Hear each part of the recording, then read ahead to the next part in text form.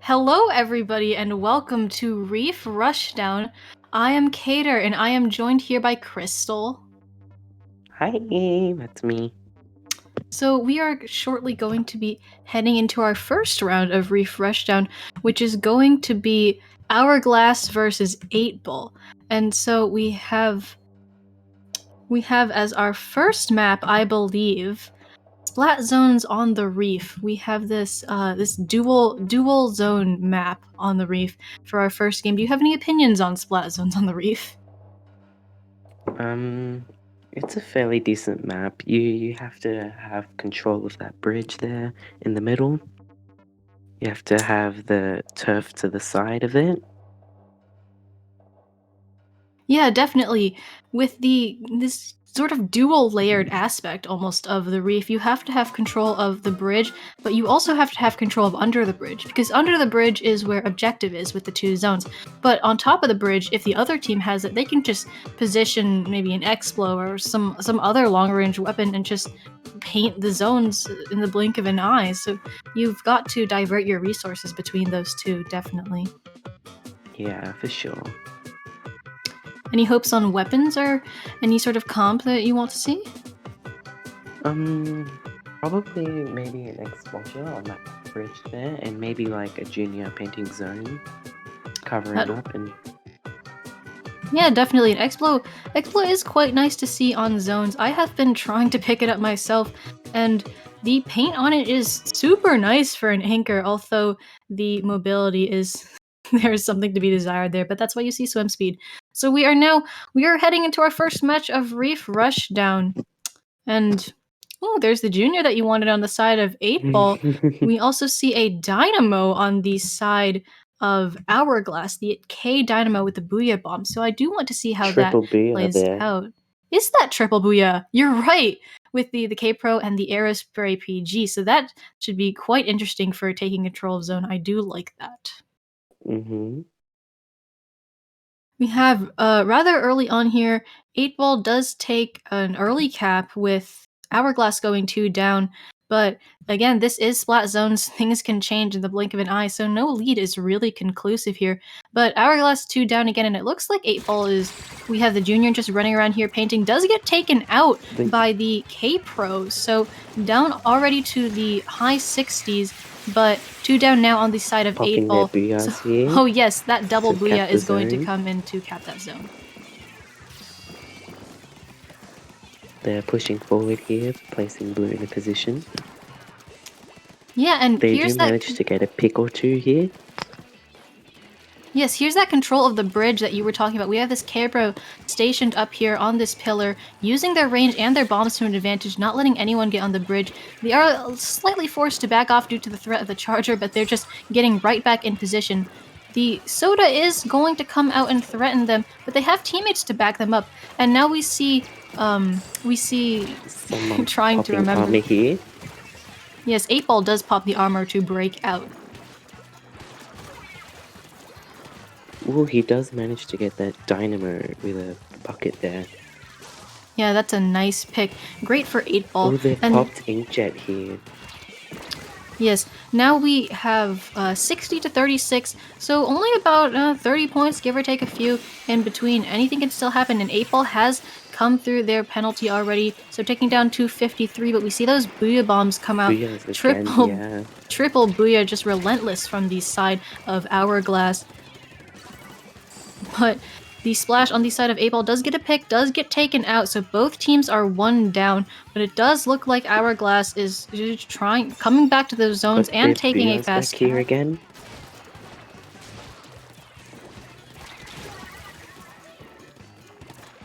Oh, that dynamo does manage to. Yes, the Squiffer takes out the Dynamo again, and they are now shredding through that Booyah Bomb, or trying to. Really liking the plays out of the Squiffer here. They do unfortunately get taken down by the Aerospray. By the Aerospray. Ooh, and then the Slusher then takes that Aerospray out. Popping missiles there. Yeah, just a very back and forth right now. But a back and forth is not where 8 Ball wants to be, because Hourgalss has already eaten through their penalty. Though here we do see, right as I say that, the splash coming out to neutralize the zones. They have that Inkjet at the ready there, popping that Inkjet, unfortunately not able to get anything out of it. Yes, this Aerospray just going at it with their kills, with their Booyahs, with their paint, doing exactly what they need to do. And he manages to get another one there.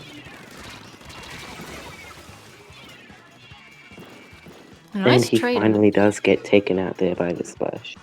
Yeah, a nice trade out of the Aerospray there, but the Aerospray did just what they needed to do. They stalled out 8 Ball and made it so that their teammates could come up, although 8 Ball is now in control of the zones and does not have much penalty left. So, like I said, still anybody's game, because really Splat Zones counters go down so fast that you can't really say what's going to happen until the end of the match. Yeah, that's exactly right. Do you see them taking Booyah to get the bridge control there rather than the objective here? Yes, and those Booyahs are just continuously capping the zone, even when the members of Hourgalss are nowhere near it, and it's making it really hard for 8-Ball to hold down the zones at all, as this Slosher unfortunately dying to the Zap The here. Zap's here. Yeah, we are going into the final minute of our match here now, and with 15 to 35 and Hourgalss already going through their penalty again, it's looking like very heavily in favor of Hourgalss here, as they are rapidly approaching what could possibly a KO for them here. Oh, and they do manage to KO and win the game. Yes, a nice showing out of Hourgalss for that first match here. 8-Ball did get early control, but once Hourgalss was able to force out 8-Ball and lock them out, 8-Ball tried to get back in but was not able to hold the zone for long enough. It was rather back and forth, but in the end, Hourgalss just kept the zone for longer, and 8-Ball just could not get through that penalty enough to tick down the timer. But now we are going to be moving into our second match, which is Clam Blitz on Wahoo World. I wonder. This is an interesting map combination. See, because you got the bridges coming up randomly, and then the underneath, which twirls around. Yeah, the bridge carousel combination of Wahoo World really does make it a dynamic stage. It's not quite random. You do have the timers in separate locations of the map that show you when they are going to come out. And if you are not by one of those timers, the bridges actually change every 30 seconds. So if you can just pop out the map and look at where they are and then look at what the timer is, and then you'll predict when you can start your next push if you want to go across those bridges. But you do make a great point about the carousel. It just slowly goes in one direction, and it can actually move clams into possibly positions. If it does move on Clam Blitz. I know that there's some mode out there where it doesn't move, and I don't remember, so maybe I'm wrong, but hey.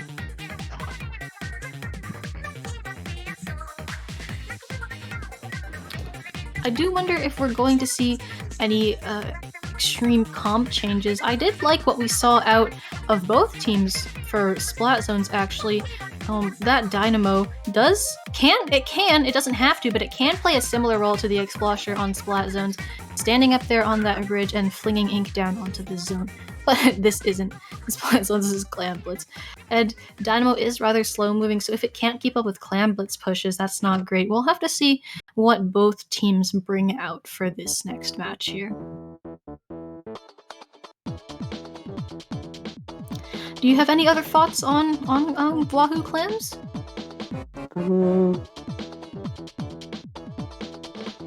Maybe we could get more painting type weapons in this comp room here, because it's so wide and you can push in several different ways, which the teams need to be careful of here. That's true. Wahoo and sharks. Yeah, Wahoo is a rather large map, and actually, hey, you did. we do see both a double armor comp on the side of Hourgalss with both the Zap and the Junior, which also have very high paint. So that's going to be a lot of paint. We see a Zap on the side of 8-Ball, but also a Knot and a Bamboo, which don't have as much paint by themselves. So we'll have to see how these differing choices play out for the two teams. Again, there's really not much we can say in the first 30 or so seconds of the match, as both teams push back and forth for mid, collecting clams and just trying to get what they need done. Yeah. Yes. Already 2 down on the side of 8-Ball, as 17-20 now clams to 8, and it looks like Hourgalss is trying to set up for a first push here, not even 1 minute into the game.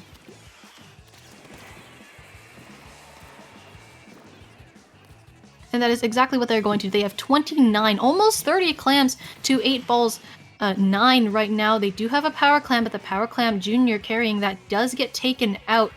The heavy, that's not a heavy, that's a Knot. Knot also getting taken out, but it looks like... And here are the bridges closing here again. I'm not sure if the Dynamo was able to save that. There.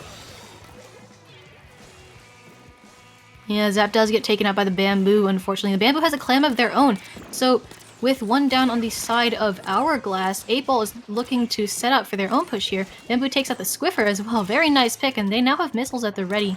They have two specials online, the Inkjet and the missiles, and their Zap is just now coming back. So this might just be what 8-Ball needs. The Hourgalss has popped the Inkjet. That's true. We'll have to see how Hourgalss defense holds up. This Bamboo getting some very nice picks. Very good picks, yeah. There's the Booyah Bomb coming into play here. Oh. Oh, but he does get taken out by the Dynamo, who's just sitting there, flinging ink back and forth to that Inkjet.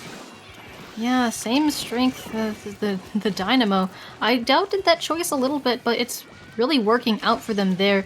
Unfortunately, the Bamboo was not able to escape the huge wave of ink that the Dynamo throws out.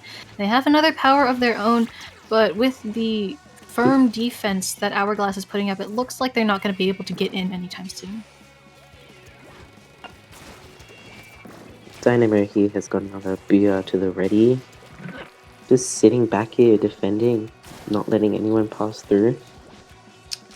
Yeah, Dynamo can put up a hefty defense if they want to. They're out in the open now, and unfortunately but he does finally get taken out by the Nautilus there. Yes, they fall victim to crossfire with the knot in the Bamboo. That's such a high damage output that if somebody steps into mid and gets caught in that, they are dead so quickly.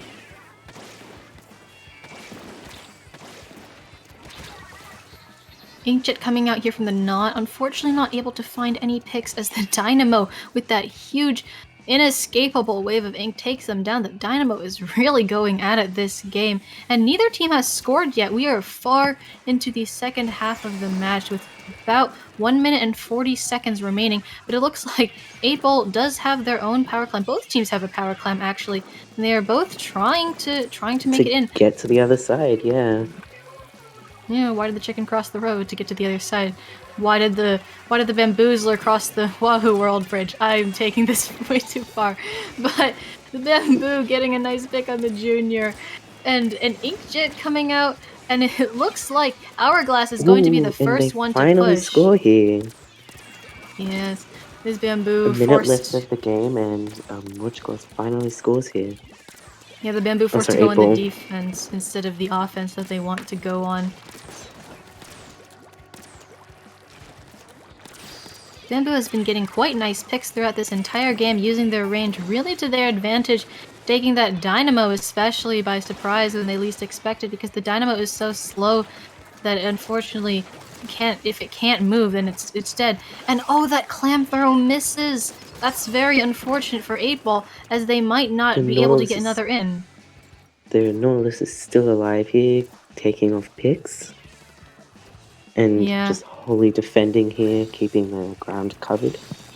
Unfortunately, Knot does get taken out by multiple members of Hourgalss, and so there are 3 power clams actually active on the side of 8-Ball, but we are now going into less than 20 seconds left. Someone is making a break for it. Not sure if they're going to make it in time. They do not. That is 3 down on the side of 8-Ball. They take 3 down, yeah. The Dynamo, that's a full, Maybe that's a delayed can get a comeback wipe. Here. I don't. That is unfortunate. That wipe might have just spelled the end of the game for 8-Ball. Nice. Yeah, unfortunately on the 8-Ball side, that wipeout there at the end just sealed the game for them.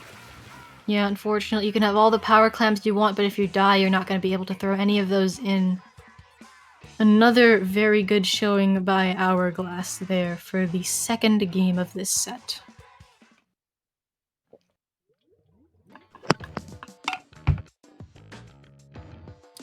That was by no means, though, a complete rolling, as it came down to pretty much the last minute of the game. Both teams had a very solid defense going up, not letting any member of the other team through.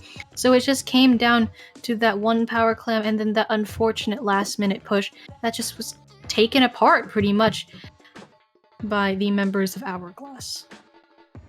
Now here we have tower control on Sturgeon Shipyard, I believe. What are your thoughts on this map?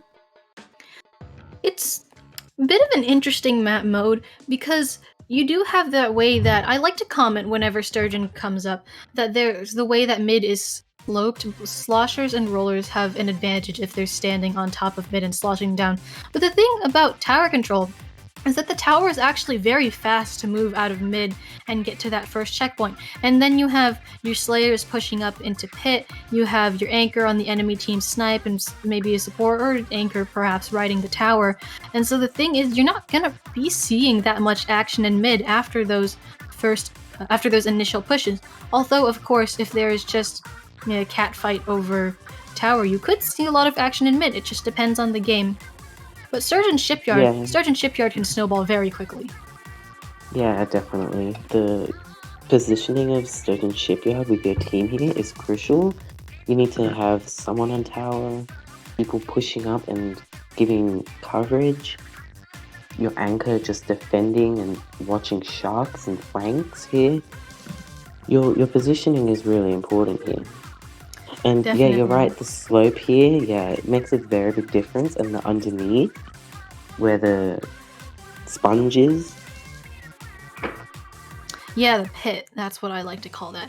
I want to see that dynamo again, because if that dynamo gets onto the enemy snipe, they are just going to be throwing waves of ink down into the enemy pit. And yep, we are seeing that end parry dualies on the side of 8-Ball and a hero slosher. Quite nice picks out of them. And then we see a similar comp with the Zap, the K-Pro, the K-Dynamo, and this K-Shot here. So very suited to tower control, and We've got the double too... Booyah here again. that is true. Booyah can stop, push, just zone out tower. If you throw the Booyah directly at the tower, it forces people on it to either move or die.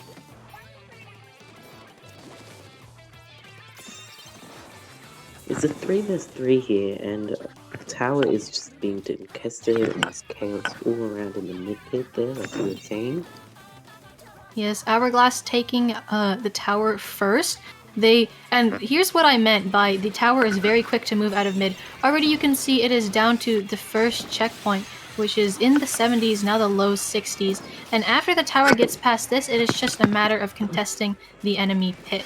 Which right now we see the Dynamo hanging back in mid, the K-Pro using their range to their absolute advantage, getting a beautiful double there.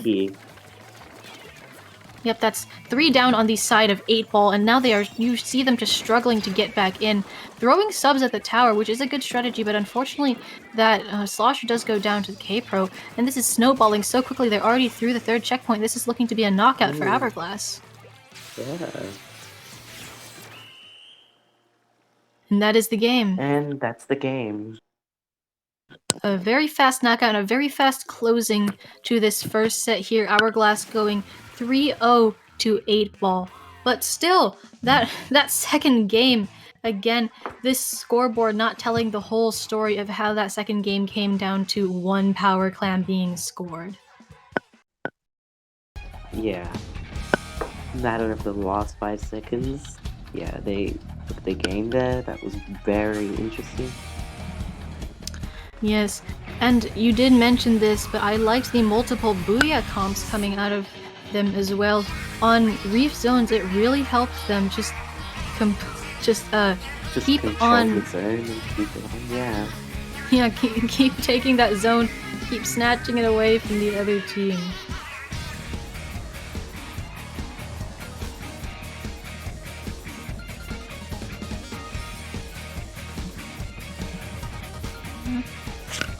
Hello.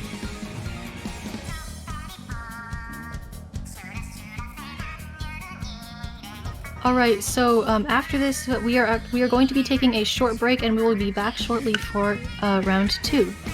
We'll see you all in a few minutes.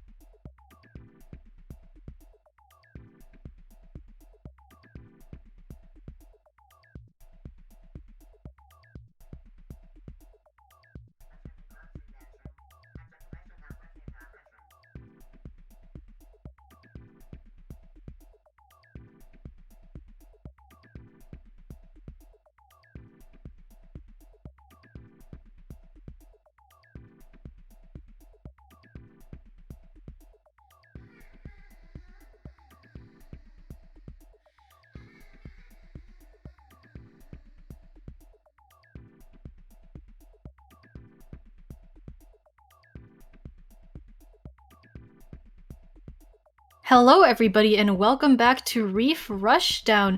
If you are just joining us, I am Kater, and I am joined here by Crystal. Hello. We are now heading into round 2, which is going to be Poncho Cat versus Stalk Fan Club. Honestly, I love some of the names that these teams are coming up with, especially for recurring tournaments like these. Do you know anybody on these rosters? No, I actually don't know anyone here. It's Sorry. fine too. Sometimes I recognize these names from like Twitter posts that I see or people that I follow, but I don't actually know anything about the players themselves. Yeah, But hey, definitely. if you're going into something with no expectations, that just means no biases and a clear mind, right? Yeah, exactly. Alright, let's take a look at our maps here. We are going to first be seeing Clam Blitz on Macomar. I myself, this is a pretty standard stage. I know people that love Mako. I don't really know anybody that hates Mako though. What are your thoughts on it? Yeah, Mako is actually a really good all-around good map. You've got the two different stacks there, and then the isles behind them, and then beside them. I think what's really crucial here is you hold that little middle ground business there, and you like have the ability to push forward and keep that middle ground control covered. Yeah, definitely. Because this is Clam, controlling mid is even more important because, you know, you need access to clams. So, I also do see, I would like to see a Soda Slosher or something of those lines, a Slosher on Mako, just because it is such a good map for those sloshers. You know, you get stacks where, like you mentioned, you can sit on top of those or underneath those and slosh onto those, but Mako is also a very sloped stage. So we are going to see, hey, look, double bucket. We do see a Try and a Yeah, Blob coming out of the side of Stalk Fan Club. I quite like that. yeah, we've got the bubbles and the booyah there, allowing for pushes and coverage and protection while pushing through with clients. Yes, quite nice comps. We see a speedy 3 down on the side of Poncho Cat. So Stalk Fan Club quickly pretty much Trying to get making clams themselves and known. yeah. Yes, definitely. We do see not too many clams, no powers formed yet, so they're not going to make a Yeah. push directly off of that. But we are still seeing them, you know, slowly take control of mid, slowly ink up turf, and they do now have that armor ready. That power clam goes in and they pop it. So this is the start of the push for them.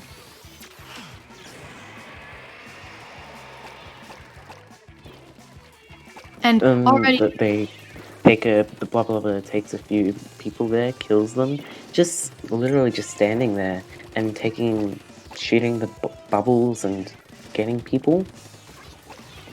unfortunately, that is Blob's strength. He slosh in the general direction of somebody, and they die. You see, though, the Carbon the only one here, and managing to get a very nice pick, and looks like they're just going to stay here, and unfortunately they do get taken down, but that was a nice pick that they got there, allowing their team time to come back in and keep that control in mid they have. Stalk Fan Club is 2 down, one is now respawning, so now this could be what Poncho Cat needs to take back mid for themselves. You know, as I say that, Commentators curse is catching up with me yet again, but I suppose it was due time. Poncho Cat does go 2 down, and this Zap here is forced to back up all the way behind their basket. Yeah. Yeah, this Bloblobber, But they you do said. manage to just coordinate and get their specials and try and regroup, but it's just not working out for them. They're taking them all out. Yes, they're 3 down again, and Stalk Fan Club is just very much pushed up. It looks like they're almost even just going for kills here, although we do see 9 clams that this blob is carrying, probably looking for a 10th to start off the push yet again. They have that suction bomb rush online. There is the 10th to make the power. And yeah, they've popped their booyah bomb and they're gonna score here. Just shooting in the direction here again. They pop armor back in to try and fight it, but it's just not working here. Yes, the blob and the KO actually but 3 they down do now. manage to get a 3, yeah. 3 Yeah. down here. 3 down on the side of Stalk Fan Club now, so Poncho Cat is, now able to come back into mid. The Carbon Roller in going down does take the zap with them, so that is quite unfortunate. But that was enough time for this try to come out here, get a double, and immediately Poncho Cat is just 3 down again, and Stalk Fan Club once again has this control of mid that they have just been keeping throughout this whole game. Yeah, that's really important on this map in order for you to push up and back. Yes, We've Poncho got 2 Cat. minutes left on the timer here, and they pop armor, and we've got 141 on the side of Poncho Cat. Yes. Poncho Cat again going delayed 3 down. There have been some times when Stalk Fan Club went 3 down, but unfortunately Poncho Cat did not have enough members alive, to even be able to capitalize on that. And this Carbon Roller has just been running around the map this whole time, getting picks, even trades when they were the only one left. And it seems like they've just been preventing Poncho Cat from getting anything done, because you can't do anything if you're dead. Yeah. They're popping their armor bomb here. It's like they're spawn camping, trying to keep them in their base here, not letting them score. But they do unfortunately not have a power plant to actually take the objective here, take the control. Yeah, I mean, to be honest, it seems like for the better part of this, Stalk Fan Club has just been playing deathmatch with Poncho Cat and winning. As we see, there we go, the barrier does break, and they immediately take it all the way down to 17. So many clams being thrown in at once, and now down to 11. 3 down. Yeah. Yes, 3 down on the side and of... that's a wipe here. Full wipe on the side of Stalk Fan Club. So Poncho Cat finally getting that opportunity they need to push up. You see how far up the zap is. They have the control of Stalk Fan Club's stack, but the thing is they don't have enough clams to make a game-winning push here. They're 100 to 11 in the last 10 seconds of the match. It is going to take a miracle for them to come back here. Yeah, exactly right. Yeah, but unfortunately for them, they've scored, and that's the game here. Oh, however, we do manage to see an overtime. Yes, but unfortunately, another member of Stalk Fan Club gets a single clam, and that will end overtime. In what is a very dominant showing by Stalk Fan Club in this first game of this set here. Yeah, definitely. Like you said before, they were playing deathmatch the whole time, which is actually a really good strategy considering they had a good objective lead. They had Yes, stuff in definitely. spawn. They could not push forward. It was just not working out for Poncho Cat here. Those amazing KAs by the members of Stalk Fan Club. But like, I would not necessarily consider clams a lockout mode, but it seems that Stalk Fan Club did make it. Poncho Cat just could not get out of their spawn area. Stalk Fan Club was just there to shut it down every time. But speaking of lockout, we are moving into Anchovy Tower, which has the power to snowball if you are not careful about it.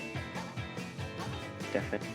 You've got the height advantage on the side, the grates there, where you can just spray ink and just sit there waiting for the tower to come and taking off picks, especially with sloshes and blasters here. Oh, definitely. As a former slosher and current blaster player myself, I can definitely testify to, especially if you have the height advantage just sitting on plat, or if you're playing a longer ranged weapon like a charger or a splatling, getting picks on tower is rather easy. But pretty much in order to make a push on Anchovy, you've got to take control of the enemy plat, because that's where the tower spends a good chunk of its time after you make it past that first checkpoint. You're going to be moving along up there and then sitting there for a good 10 ticks as the checkpoint ticks down. So you better have control of it, otherwise you're just going to get swarmed by members of the enemy team. Yeah, for sure. Another good strategy would be to sit back with maybe a ray or missiles and just allow them to just retreat back into their spawn and just, like you said, gaining that plat there. Not allowing them to push forward. It's true. Ray is a great special on this map. You can use it, and especially just in tower control as a whole, you can just ray the tower from any point on the map and it will force the enemy team to, well, get off or die. And you also get pretty much straight line of sight across the map to the enemy plat. So if you, say, are a Sea Jet with a Ray and you want to Ray the enemy Hydra, go for it. The Hydra's forced to move around or jump out. And I say this is a Sea Jet player who has been the bearer of many, many Rays. But we are going into our second match here, and ooh, I do like some of these picks. We do see Tetris, Crapid, and a remix coming out from the side of Poncho Cat, so some nice comp change-ups here. Yeah, definitely. And on the side of Stalk Fan Club, we've got double Inkjet, which is going to be an interesting strategy over here. Oh yeah, you're right, the Inkjet on the T-Tech and the Knot, and wow, as you say that, both of the Inkjets go down, so no Inkjets for the time being for Stalk Fan Club, but now the Tetris and the Remix both getting taken out, so that push, I was going to say gets cut short, but the Crapid in that baller manages to push it a few more points, only to 89, but, you know, it's just trying to take control of mid in these first few seconds of the game. Yeah, for sure. And he was supposed to jump out, but unfortunately did not make it as they splattered him just before. And they've taken lead here, pushing them back, like you said, keeping control of that flat area, not allowing them to move forward, keeping those Inkjets ready. Yeah, and out come the multiple Inkjets in quick succession. As soon as the Knot Inkjet runs out, the T-Tech takes over, trapping that Crapid in that little back alleyway there. But it looks like in all of the kill hunger, they've let the tower reset to mid, so they do not get any further than 66 for as far as the Knot and the T-Tech were pushed up. Yeah, definitely. That Remix does manage to get taken out by the T-Tech, and he's just jogging there, watching his surroundings, making sure nothing fishy happens. Yes, the T-Tech sharking, and they immediately pop up, but they are forced to retreat by the Crapid's baller. Fortunately, they do have that fan, that little safe place that they can stick on, but Poncho Cat is quickly now making a push, making a break for the tower, getting it to that first checkpoint. But here we have that T-Tech going out of their flank position to drop onto tower and force the members off. Now Poncho Cat 3 down, and so Stalk Fan Club has just been patiently waiting, and this is the opportunity they need. T-Tech again just up here, inking up all of plat. They have that Inkjet at the ready for exactly when they need it, and we see the Inkjet coming out of the Knot as well. All 4 specials online, including this Inkjet out of the Knot for Stalk Fan Club, so this is looking to be a very productive push for them. Yeah, as you can see here, they're putting their Inkjets one after another. Unfortunately, they do get taken out by the Rapid here, and the Rapid's just defending tower. Unfortunately, all alone. Yes, but they do have that baller that they can use to pop in, and that baller almost gets shredded, but they do manage to explode in time to avoid dying. They delayed, I don't know if I would call that a double, but it is 2 kills, and it does help force Stalk Fan Club out of their plat. Stalk Fan Club going 3 down, and so this Remix gets a chance to hop on tower with that Booyah at the ready should they get attacked. Yeah, just here, keeping the mid-ground just under their control. They've got armor here. The armor but actually he does manage to fall off from the ink, from the armor. He manages to fall off. Blah, blah, blah, like you said last game, just shooting in that general direction and just getting picks. Yeah, unfortunately that is a delayed wipe on the side of Poncho Cat, and so we are going to see Stalk Fan Club yet again taking that opportunity for a push. The Blob just sitting on tower, sloshing up onto plat using their slosher capabilities. Do fall off, but they just managed to get right back on. They have that suction bomb rush at the ready too, just in case. Yeah, for sure. Yeah, they pop baller again here and manage to get rolled over, and it's just a lot of whole chaos in the middle here with everyone dying. Yeah, I suppose I did say this could snowball quickly, but to be honest, we're seeing a rather low-scoring game for Anchovy, or I guess maybe not necessarily, but in my experience, I see Anchovy games get very tense. We only have 66 to 44, and although with 3 down on the side of Poncho Cat, Stalk Fan Club is looking to extend their lead even further here. It could still go either way, I mean, it's not over till it's over, but with these Tetras looking for a flank pick that they get speedily taken out by the Zap, and Stalk Fan Club is extending that lead with 30 seconds left on the clock, less than that. Poncho Cat really needs to get back in if they want to have a shot at winning this match. Yeah, we're in the last 20 seconds of the game, and the blaster used to be able to just defend and not let them push through, but unfortunately they've got them in a position where they cannot push forward. They've got their consistent armor and inkjets popping through here, and we've got 2 seconds left, and that makes it overtime. Yes, Maybe, a member, the Kraken, managing to get on the tower, and so we are going to be seeing an overtime push here. Hopefully something can come out of it. Another nice pick on the side of the Kraken, taking out that Nautilus speedily, and so they are going to be the one riding tower in this last-minute frantic push for a win. They have to get all the way past 13. They have their job cut out for them.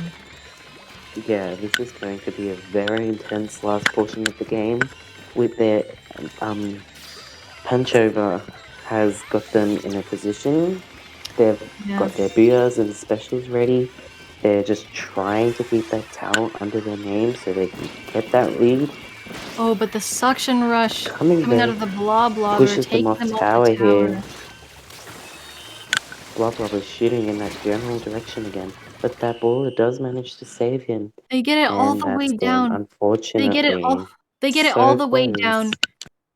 Oh, I'm sorry, I was talking over you. They get it all the way down out of Stalk fan clubs.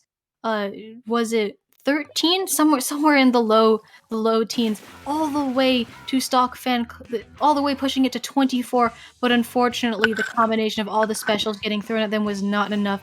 Still a very, very impressive overtime push, getting it all the way there. Yeah, we did manage to see a lot of kills from both teams there. That was a very intense match, like you were saying, very close. That was a remarkably well-coordinated overtime push as well. Usually when you get into overtime, you see people start panicking, making decisions that maybe are not the best, and those last-minute pushes are usually scrappy and perhaps not very well-coordinated, but they seem to just keep their cool and do exactly what they needed to do. It didn't win them the game, but it was very impressive, and I would be happy. I think they should be very happy with how they played there. Yeah, for sure. It's definitely right. Now, next we have Rainmaker on Mountain Arena. Now, this is an interesting map combination. What do you think of this? I may have been a little wrong on snowballing for Tower Anchovy, but if anything in Snowball, it's this map mode. You have many ways to push the Rainmaker, actually, but if you get wipes, that can just spell the end of the game for you. You can push all the way on that longer route through left, you can push up through mid, through street and elbow, or you can take that jump over cut on the right. However, that's very risky. You could get bumped off by something off the stage, and that area is so narrow and easy to defend that you could also just get taken out and have your push end right there. Yeah, definitely. You can go many different ways. Like, one person could go from the back end and just flank and maybe get a pick or two, which could allow the Rainmaker to push forward. Is that double sploosh I see on the side of Poncho Cat? Double sploosh 7, a K-shot, and a Tetras. So they have very little range to contest that Not That Pro and the Bloblobber. But as I say that, a speedy double out of this first Sploosh 7 here. They do pick up the Rainmaker, try and get something done, but unfortunately they do not get anything out of it, just 93 points. Yeah, and so we are just going to see that even tug of war in mid. But double Sploosh 7 is such an interesting cop because that's it's so high damage but so low range, and they have that double hammer, that double splat bomb. So not a very orthodox choice, but maybe it will pay off. Who knows? Yeah, definitely. Like you said, they've got the Rainmaker, and they're just using that range, trying to push them back forward. That hammer, unfortunately, does get taken out by multiple people there. They're just trying to use their bombs to their advantage, but it's not really working because they're all very spread out. They're on the high ground, and they have the controller. Yes. Poncho Cat holding down a solid solid, I tried to say strong and solid at the same time, a solid defense, allowing enough time for the Rainmaker to reset. See these Tetras here coming out in mid, slash downing, looking for a pick, but unfortunately does not get it. And it looks like Stalk Fan Club tried to push that through cut, but instead went 3 down. This is what I was talking about before the start of the game. You can easily just get completely taken out. Tetra's a nice flank out of them, able to take out the Nautilus, but unfortunately their Rainmaker, a very nice double, and they do actually get the lead off of that. Yeah, for sure. The touches there, just pushing that blob behind the Rainmaker blotting thing there, and does take out a pick or two, but the Caper just comes in and wipes him out. Missiles there, targeting him and pushing them back. Blob again, just shredding in that general direction, hoping for some success there. Yes, and this Sploosh is still here, still looking for those picks, gets a very nice double and an Inkjet cancel, and trying to take out that Rainmaker, which they do. They do get that. So the Rainmaker does not reset for Stalk Fan Club. Not yet, anyways. A very nice push down to 23, but unfortunately that Sploosh with the hammer does get taken out, so it looks like that is going to be the end of the push for Poncho Cat. Definitely more than I expected, considering that they are running such a low-range comp. Yeah, definitely. The Nords just trying to abuse their range here, but the bombs are just a very annoying his direction. He's got his Inkjet open though, taking that pick or assist, and but getting sharped by the P-Tech there, K-shot there, sorry, and just getting paused. Yes, this Rainmaker here getting everything thrown at them. And wow, they die at just 23 left, and Stalk Fan Club has now gone 3 down. So that they do not get the lead, just 2 points off. And we are now going into 1 minute and 30 seconds remaining. And it looks like Poncho Cat is going to be pushing that up on the left, I believe, from that angle. Yes, they are going that left route that I was talking about. A little bit safer, but also definitely takes a longer time. To be honest, every single second that the Rainmaker is kept over here is a second lost that Stalk Fan Club needs to push back, because they are at 25 right now. They need to get a push together so that they can try and take the lead to win this game and the set. Yeah, definitely. They did manage to keep them holding there for a while. They popped the Rainmaker and they're trying to make a comeback there. Yes, very nice stalling by Poncho Cat. 2 points away here. We are now in the final minute of our match. The Rainmaker getting pelted by chip damage from everything from bombs to Tenta missiles, finally getting finished off by a pair of Tetra dualies. 3 down on the side of Stalk Fan Club. And is this really how Poncho Cat is going to win on mod to Rainmaker with double Sploosh 7? I can hardly believe it. Yeah, this was an interesting combo, like you said, and it actually is, as I'm looking at it, has paid off. But maybe that might last. With Rainmaker, anything could happen. It's not over yet, and maybe Commentators' curse will catch up to me, as both teams are 1 down. Blob are throwing out all of these suction bombs, and now they are looking to make an overtime push. So, Tenta missiles getting fired to all of the members, so the Rainmaker is forced to run away from those, and they are finished off by the same Tetras that we have been seeing run around this whole game. The Manta Rainmaker game goes to the team with 2 splooshes. To be honest, not what I was expecting, but I'm very happy to see this outcome. Yeah, definitely. The double sploosh there actually did pay off there. They didn't have much range, but like we've said, they used their bombs to their advantage, and they just tried to get that high ground and the plat there, keeping the other team in a spot where they have to defend all the bombs all the time, and they don't have time to kill the other person. Yeah, all of the range in the world doesn't matter if you're just constantly getting rushed down and killed by these high damage, high mobility weapons. Because Sploosh is a fast weapon, especially if you put on some swim speed. And so maybe you're just a Nautilus minding your own business, firing off into the distance, and then bam, a Sploosh is on you from behind and you're dead. Yeah, for sure. It can be very chaotic at times, and anything can happen. You can't be certainly sure what that you're safe or that you aren't, because there could be just, like you said, a sploosh right there, just sitting there. Yeah, definitely. But pretty much exactly like what you said, anything can happen on Rainmaker, and in this case, pretty much anything did happen. I mean, we saw a very, just uncommon comp. You don't see double sploosh just because of, well, the range disadvantage. There are many, many longer range weapons out and about right now. That Bamboozler that we were seeing earlier, Nautilus Pro. And so if you're not careful about it, you can just easily fall victim to those. But those sploosh sevens, they just pulled through. For sure.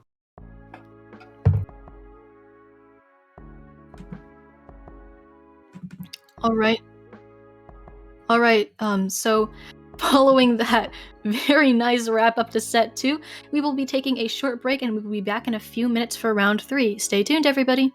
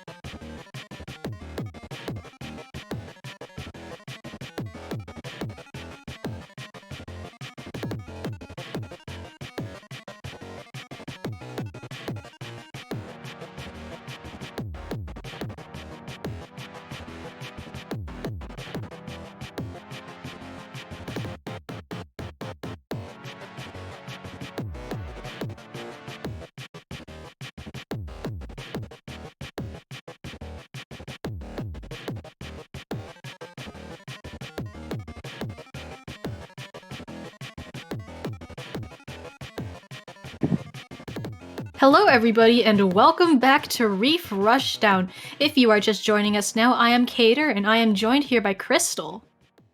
Hello, that's me. So for our round 3, we are going to be looking at Jackpot versus Sturgeon Turf. And I may not know Sturgeon Turf, but hey, these are people that I know on Jackpot or I know of. Jackpot is a very... This is just... They are quite new in terms of the comp scene, but they are with well-known players, and they are already very, very strong and promising roster here. Yeah. Looking at our maps for this round, unfortunately, we are not going to be seeing Sturgeon Shipyard on the round with Sturgeon Turf, which is a little disappointing. But we, for our first match, are going to be heading into Splat Zones on Inkblot Art Academy. Any thoughts on this map at all? Oh, we are already loading in. Yeah. Yeah, this map is kind of wide. You have to have control of that middle tower there again, like before. Yes, definitely.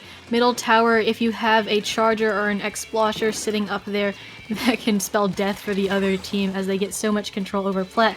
We do see already 3 down, a full wipe on the side of Sturgeon Turf, so Jackpot is going to quickly be taking a hold over mid with that Nautilus pushing very far up. We do see the similar pick of, I believe, Firefin Charger on both teams, although it is a scope on the side of Jackpot. So that's a little bit more range. You can see this try here, just using their bombs, using everything they can to their advantage, and already pushed very far up as Jackpot has the zone and ticking down to already the low 50s.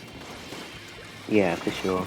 They're trying to get them out of their spawn there, but with the inkjet, they end up dying. The bullet also ends up dying there too, before actually move around and pop it. And people jumping into that bucket there, trying to keep control of there, not letting them out of their spawn, and just keeping them centered. Look at where this Junior is. Junior already over here, already on the right, trying to back up and does get a pick. So they are going to neutralize the zone, and they do cap it 9 points before the KO, and adding a 69-point penalty onto Jackpot. So even if Jackpot does take the zone right back, this is exactly what Sturgeon Turf needs to stay alive. They have just this additional time to regroup, charge their specials, and hopefully break out, because this Tri-Slosher is absolutely not letting up, just running around flat, using their slosherly capabilities, going up onto ledges and just not letting anybody drop down at all. Yeah, definitely. They've also got their rain ready there. They've also got armor, trying to keep them pushed in, not letting them out, like you said. The enemy team also has got armor, and they do manage to finally get that Tri-Slosher out of here. Yeah, unfortunately though, that counter, Jackpot was just able to take back the zone almost instantly and hold it for that whole 69-point counter, and so that is a very, very quick end to our beginning our beginning match of round 3 here.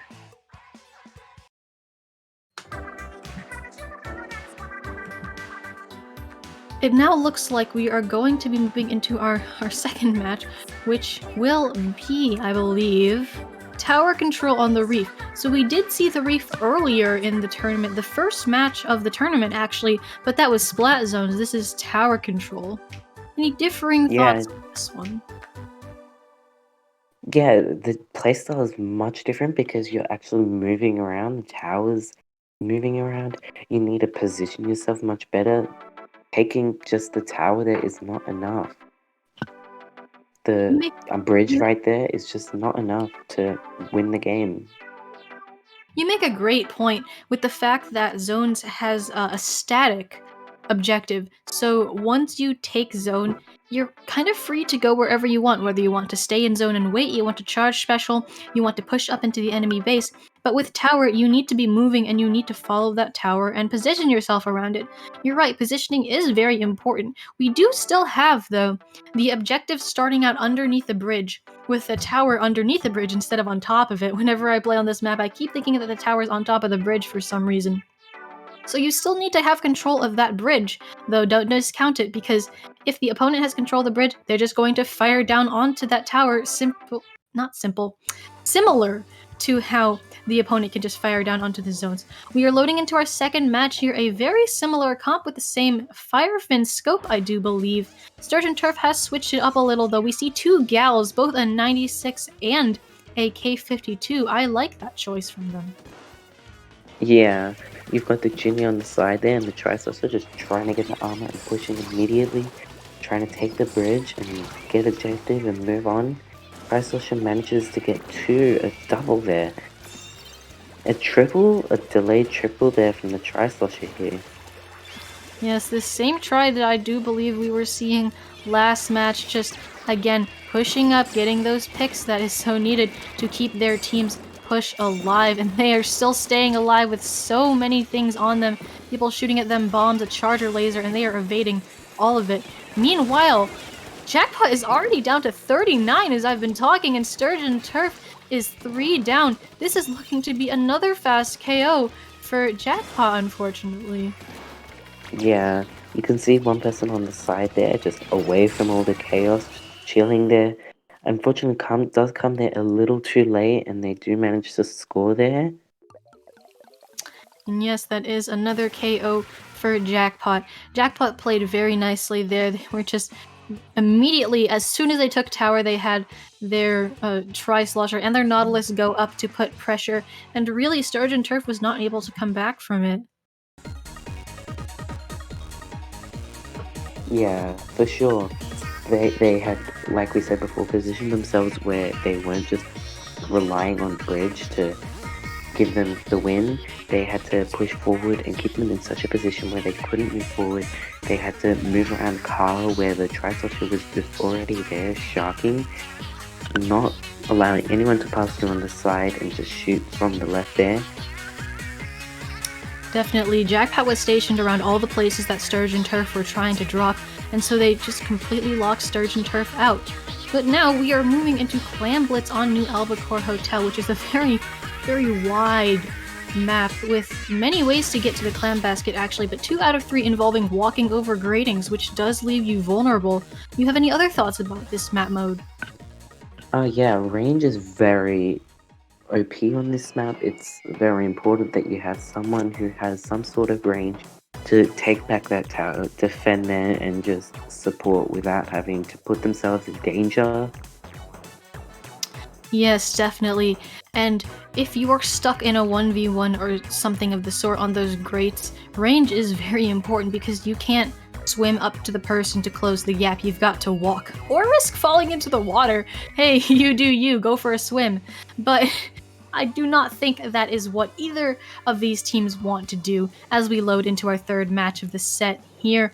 Interesting. We do see pretty drastic, well, not drastic, but noticeable changes. We see a tent coming out of Jackpot, as well as a switch from the Charger to the Sea-Jet for many rays, as this is a long map well suited to ray if you ray from the right positions. Yeah, definitely. You've already got that ray here going on here. The Triceratops is trying to support the ray and push them back into their little clam position, not allowing them to move forward, chucking bombs to the top so they have to dodge them as well while trying to attack the Tri-Slosher. They do manage to take a score here.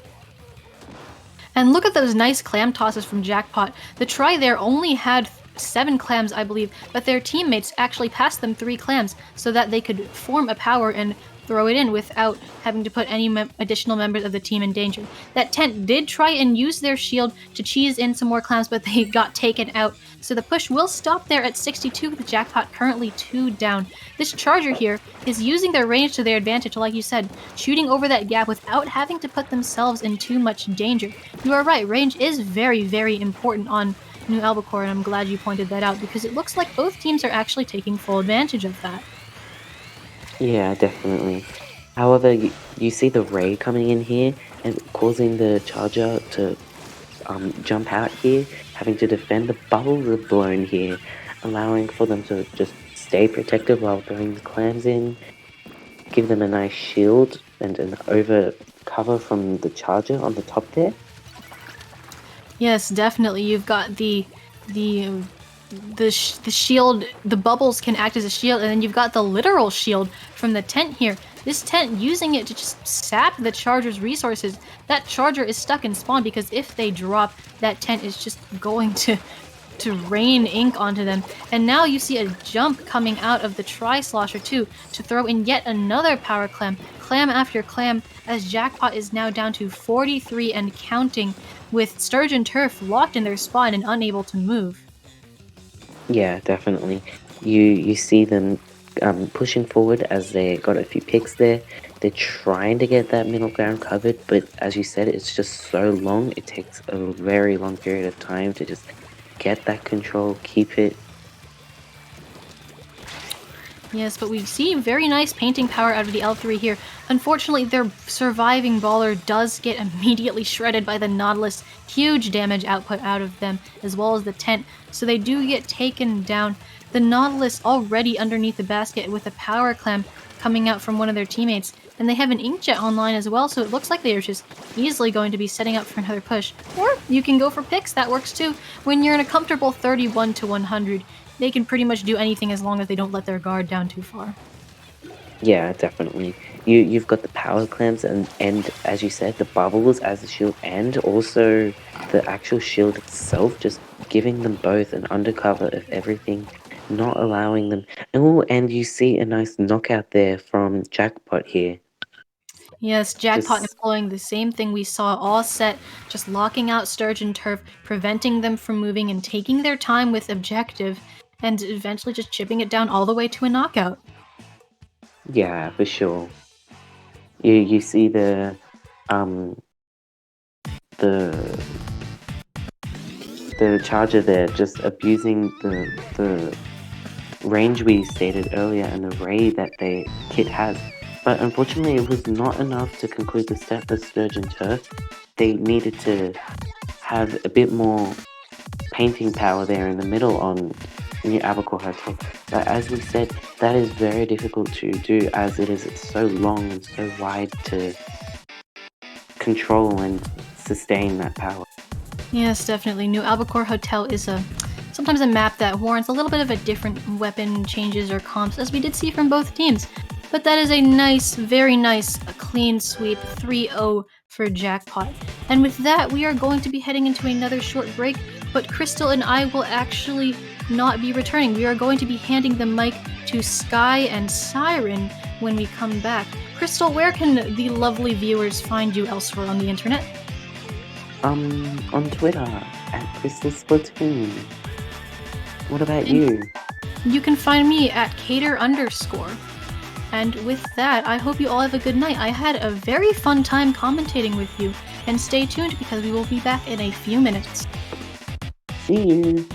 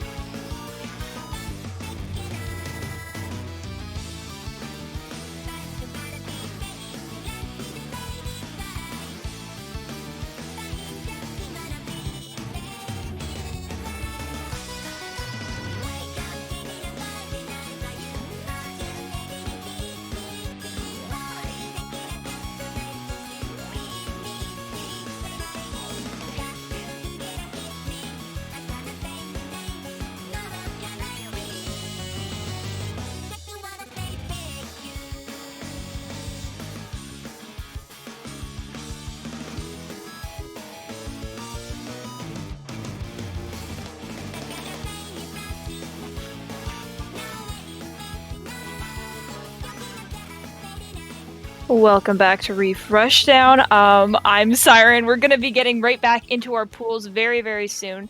We're at round 4 out of 5. I am joined here tonight by, or I guess depending on when and where you are. This could be any time of day because it is an Australian tournament. I am joined by Sky. Hello, how you doing? I'm doing pretty good. We have 2 teams here, True Damage and presumably a pickup called Playing at Times Where I Clearly Shouldn't. I'm assuming they're probably European, at least some of them are, because it is a terrible time to be playing right now if you're in Europe. I can only assume. Yeah, it's honestly safe to assume because it is very, very late for EU right now. So for our first map mode combo here, we're going to be going into Tower Control on Mako-Mart. Do you have anything in particular to say about this map mode combo, Siren? I honestly think that Mako-Mart is one of those maps where blasters and sloshers really get to shine just because there's a lot of little sneaky corners, a lot of vertical walls and drops that you can kind of camp under, and especially with it being tower control, blasters really get to shine. So I was looking forward to seeing one, but unfortunately I'm not seeing one. Thankfully I am seeing a slosher, but looking like 2 of them may have DC'd. Yeah, so actually 2 of them did DC onto the side of Playing at Times Where I Clearly Shouldn't. I think just the universe probably telling them they really should be playing, and that's going to be a full host of DC. So I'm assuming we are going to get a replay there, which is such a shame because it did seem to take a while to get this lobby together. Yeah, that's actually like really, really unfortunate that the first thing that you get right off the bat is just a DC, especially when you're on stream. It's that commentator's curse. I mean, when we were looking at that overhead there, I saw 2 of them go down. I'm like, who got that crazy double kill? But there was just no beating around that. That had to be a DC when I saw that. So obviously we're going to be seeing the exact same comps. If I can remember correctly, I did see a slosher on one of the teams. I think it was the one with the DC. So I hope to see it again because it is one of those maps where slosher can do very well. I'm honestly surprised to not see. I don't believe I saw a sloshing machine or a blaster out of either team, but I mean I think it's normal with people like just kind of stick to their guns and play things like Nautilus instead. Yeah. Personally, like my favorite thing is you know getting to see Nautilus a lot actually because I personally play Nautilus. So like getting to see that, especially like when I'm commentating, it's really nice to see and commentate. Yeah, 100%. Maybe I do have a bit of a bias myself since I used to be a blaster main, and I kind of still am a little bit. It's always in my heart. So it is exciting seeing maps where it does really, really, really well. But Mako-Mart is, I think, a very generally loved map just because a lot of weapons and classes do get to shine here. Tower control being one of, honestly, the better modes here. I don't know. Mako-Mart for me is kind of mixed. I like the map as a whole. Like, I've never had any issues when it comes to playing on this map, like, regardless of the mode. So, but, like, I also just don't like tower control either. Yeah, I mean, that's not very much of an uncommon opinion, I would say. Hopefully we're able to get things going pretty soon since, you know, we had a bit of a head start going into this round, and now I'm worrying that we're gonna get jinxed a little bit. But at least this does give plenty of other teams to get a bit of a head start and relax a little bit and not feel too rushed, because if the TOs are behind, then everyone's behind, I guess. Yeah, I mean, especially with Swiss when it comes to Swiss, especially when it's these kinds of rounds that don't get generated until after the last round's completely finished. We have to wait for every single match to finish before we can move on to the next round. Yeah, we did get a bit of a note from Kraken, who is the spectator for these matches, that it may have been on his end. So I'm actually going to go ahead and do a little bit of research here and just see if any of them are streaming this, and if maybe this is just on our end, because I would want to keep everyone updated if that is the case. Let me take a look here. So I do know that Shockwave has a stream. yeah, Shockwave but I usually don't know if he's streams. streaming. I'm looking for it, and I'm unfortunately not finding it. So I don't think so. Let's see. Okay, so there's apparently only a minute left in the match. So I do think that was just on our end there.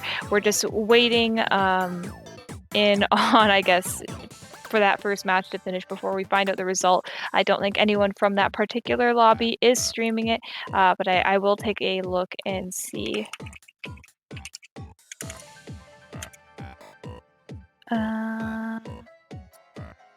Yeah, so I mean, next game is going to be Rainmaker Muscle Forge. That is the one we're going to be seeing next. What do you expect to see here, Sky? Something with Rainmaker Muscle Forge that I normally see is sometimes people will push through mid and try and use the rail, but that's not a very commonly used route for pushing the Rainmaker. I usually see people go to the far right and push it through there. Yeah, I think there's really only a couple routes that you can take for Muscle Forge. It can really fake out an opponent when you sort of try and take it on the ink rail, but of course that way is a lot riskier. So most people, I do believe, just tend to go the right way unless they get some sort of full wipe or something, which doesn't really happen too often on Muscle Forge, just because there's a lot of safe spots, and if you have a backliner, they can normally sit back and make sure that sort of thing doesn't happen. So that's one of the benefits of having Rainmaker on that particular map. It's not one of the ones that's like too easy to knock out immediately.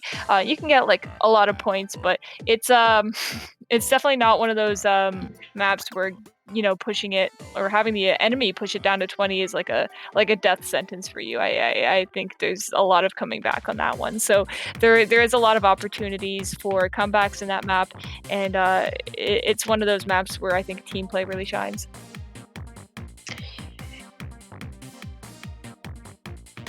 Yeah, so we're seeing now that playing at times where I clearly did take that first game there.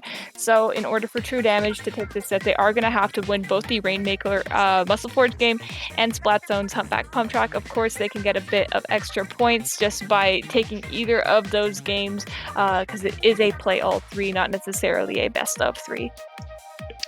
And I think that's probably one of the nicest things about Swiss is that even if you lose the first match, even if you only end up winning one match out of the entire set, all the matches end up counting for you. Yeah, completely. It's an interesting format where a game or two can kind of make it or break it for you, because other teams in the same position as you will be able to potentially make it past. So we're actually getting into this game right away, which I'm really excited to see some gameplay finally. Hopefully nothing happens this time. One of the members of True Damage already going down. That makes 2, it's 3. It's just that the CJ, who's actually already on the snipe there, he's going to have to back up and potentially get a Ray going, but he does unfortunately go down. Prince Train just painting a bit of a path here for that Rainmaker, but still getting fought back quite a bit in his base. We see here that playing at times where I clearly shouldn't was able to get that push to 30 within the first, not even minute or so of the game.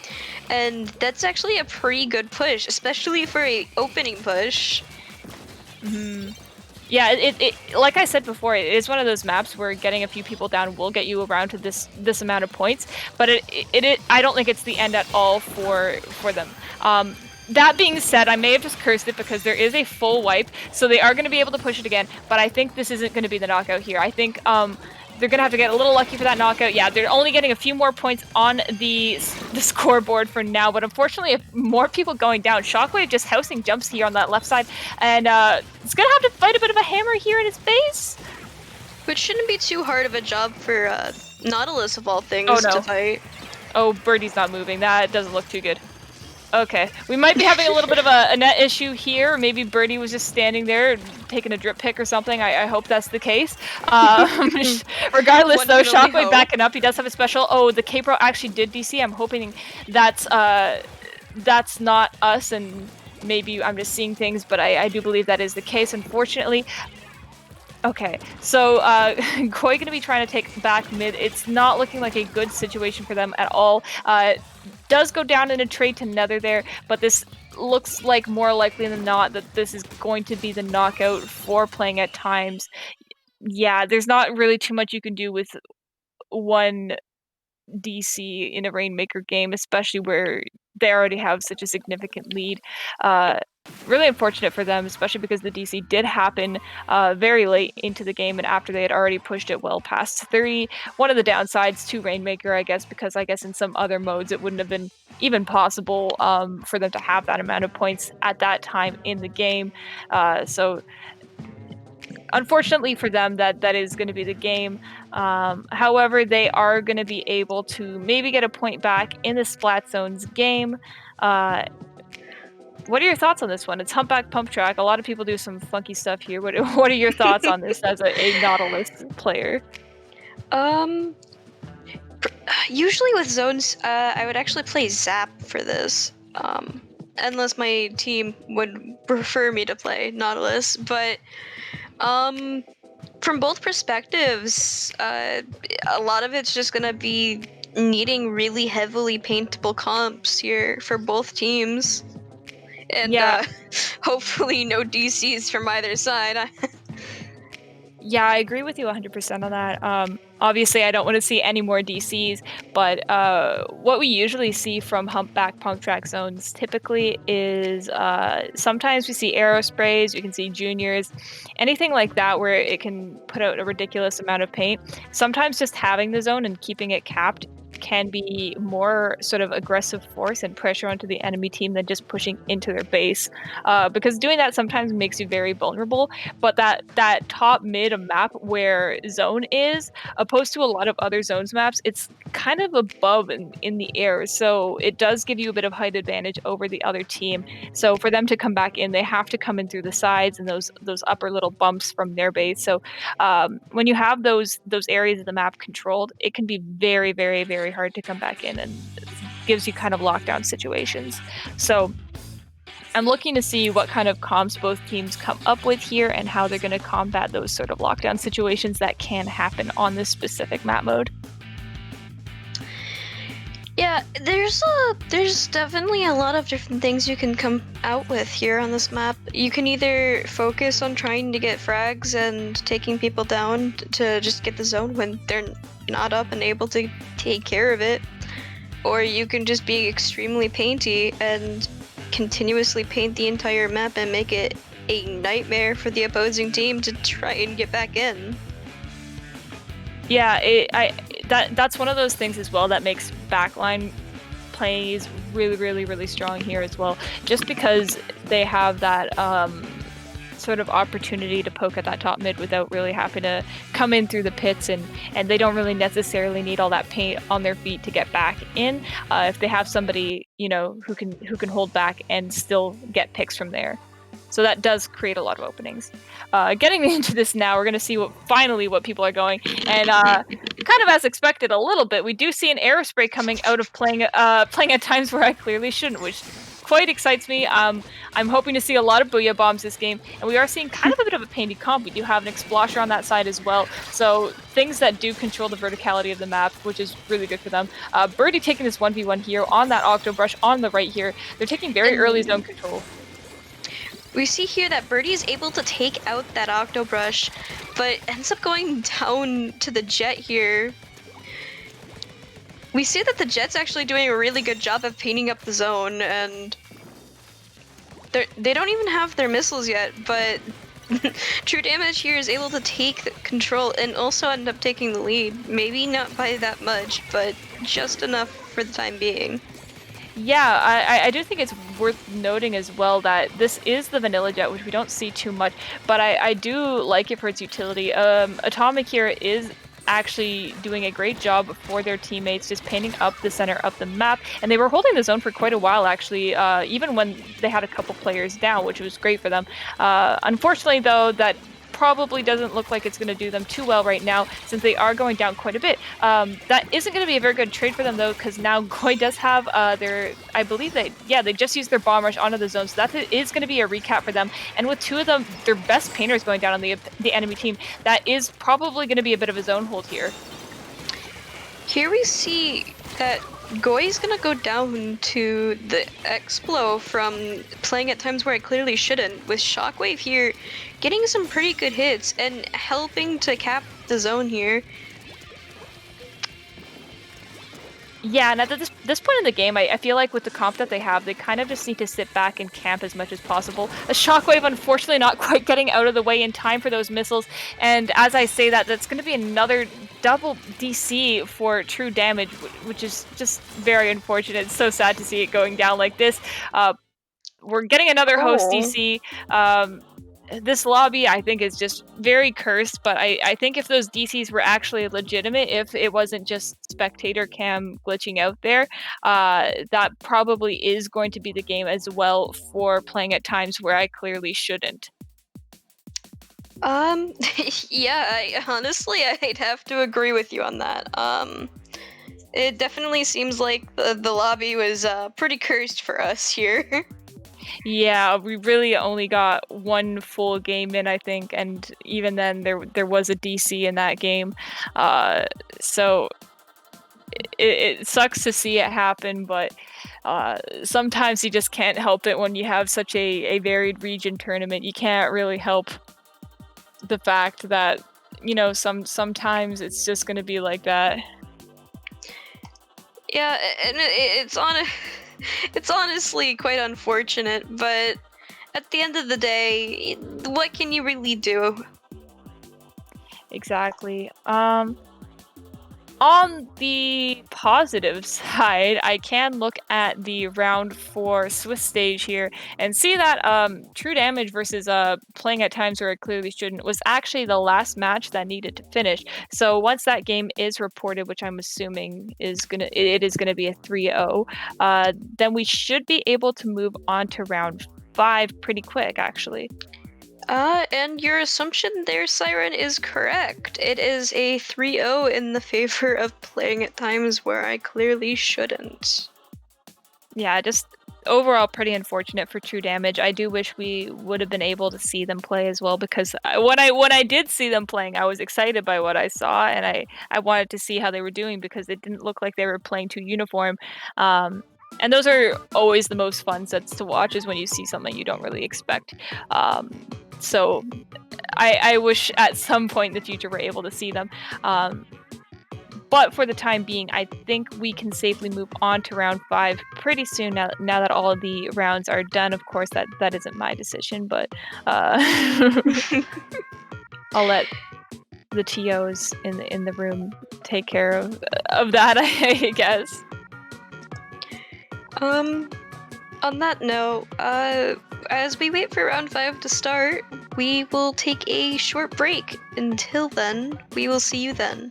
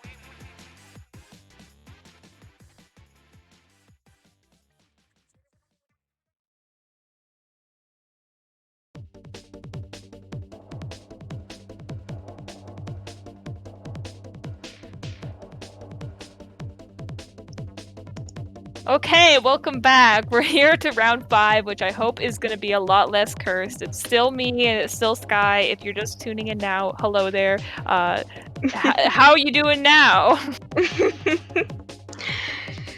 Today, for this round, we have Prosperity and Hydroforce. Do you recognize any of the players from either of these teams? Yeah, I recognize actually most of the people on Prosperity. Mr. Z, I know who was just on Massacre. Eclipse, who was on, oh gosh, I forget. He's been around. He's been playing. He's good. I think he's on Prosperity. Wait, there is a team called Prosperity, but not all of these people are, I think, technically on Prosperity. I know Dre is. I know that Eclipse is, and everyone else, I don't know. Maybe Quay is someone on Prosperity. I don't know, but a lot of these people I think are either subs or they're just maybe they're trying out. Who knows? So we'll see how that goes. On the other team, I'm not actually really familiar with any of these players, but honestly, that's probably just me. They're probably very good, and I just don't know about them. So first game is Rainmaker Starfish main stage. Gee, I don't even know what to say about this one. It's Sure, a very fun map, isn't it? it can be. It can be if you're playing with the right things. It hurts to lose here, and it's really, really fun to win. So oh, definitely. I can say that about almost any map, but this one stings a lot because it's one of those maps where just it feels like anything can happen, and it can be so aggravating sometimes. You're like, I was in my base, but then all of a sudden this hammer came out of nowhere and just destroyed my entire team, and now we lost the game in the last 5-10 seconds, and there's nothing we could have done about it.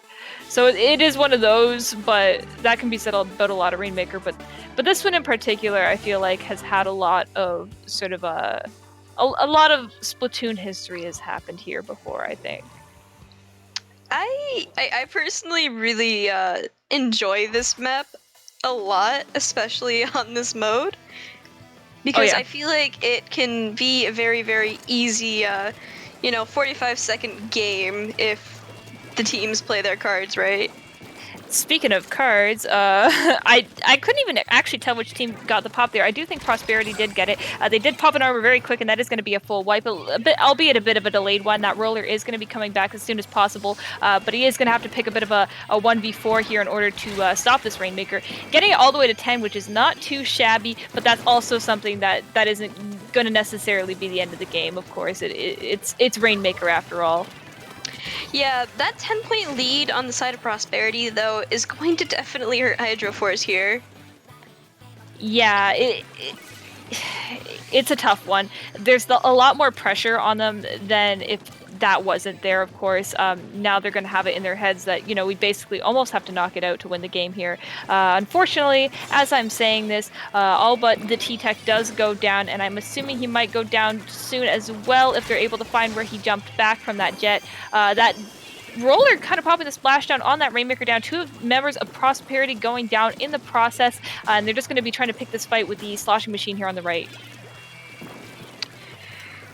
I think something here that I'm noticing off the bat is Hydroforce, when they're able to come out of their spawn, they do a really, really good job of defending their the opening part of their spawn coming out up close to mid. But as soon as they push out, they end up getting locked out very easily, and which just has led into the past 2 times where they've gotten wiped. Red Eye actually getting a really impressive shot with the inkjet there. Unfortunately, his teammates going down once again. Very similar situation. I'm getting a bit of deja vu here with him being the last one standing, and the other the members of Prosperity kind of ganging up on him there. Clip's going to be popping these missiles here up on the snipe. They're going to be trying to extend their push past 10, or just keep the Rainmaker on their side and just hold up that pressure there. Of course, more people just kind of staggering going down. At this point in the game, I honestly think that Hydroforce is going to have to start noticing the patterns that Prosperity is using to their advantage here, because it seems that once they get these kind of pushes, they kind of just hold their position and shark a little bit. Ouch. Unfortunately, that time around, they weren't able to quite get out of that chokehold. And unlike other times where they were kind of able to stagger them out of their spawn, they were stopped there. Unfortunately, Eclipse getting an impressive 12 KA there. Definitely pushing that game to victory there. I think once he got up on that snipe, it was basically over for them. Yeah, something I like at the very end there, Eclipse was just kind of, picking off the few people who were trying their hardest on a Hydro Force to try and keep that map control, and especially around the pedestal and everything. Yeah, it was tough. A lot of the things that I did notice when they were coming back in was that members of Prosperity would be kind of chilling out in these little corners in their street area. So they were just kind of waiting for the members of sorry, my brain's having a moment. Hydro Force to come back and sort of try and take back mid, but they kind of had it set up so that if they tried to come back, they were going to kind of fall into their honey trap and just spot them out there before they can even try to do that. So that's, I think, what allowed them to hold up that pressure. Unfortunately, Hydro Force, I think, didn't notice the pattern early enough to do something about it. Yeah, honestly, I wouldn't disagree with you on that. Hopefully, Hydro Force is able to, maybe take something from that game, and especially maybe pick up on any little patterns that, Prosperity might have had, hopefully, and take that with them into our next map mode, Clamblitz on the Reef. Yeah, I think more than ever it's going to be important for them to realize their game plan there, because if they're able to do the exact same thing here, they're going to have a lot of pushes that involve a jump in. I'll tell you that much this early.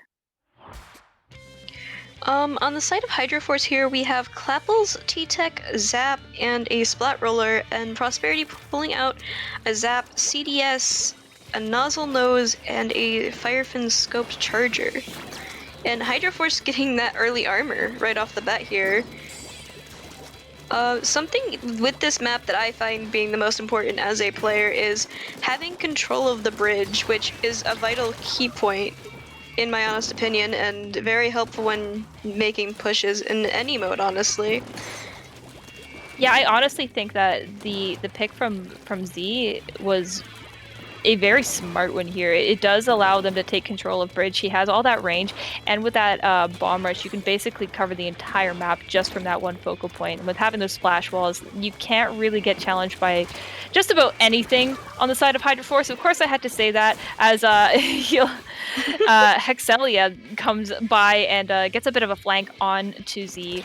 Unfortunately, that is going to be a 3-down situation for Hydro Force. That is going to be a bit of a start of a push for Prosperity. They don't really have a power climb together yet, but they do have enough, so they are going to be trying to get that together. Unfortunately, the one player who did have the power climb does go down, but they are still able to dunk it. That is going to delay their efforts a little bit, though. We see that Kui here actually popping that inkjet, taking one person down, and surviving long enough for their teammate, like just being that distraction for their teammate to possibly get that power climb in, and surviving to jump back in and get a few clams in. We see that Prosperity here is just consistently getting more and more clams in, taking down the players from Hydro Force, getting it to 20, getting it to 17, 11. This looks like it could be 100-0. Honestly, yeah, it looks very possible being a KO, and as I say that, Prosperity takes game 2.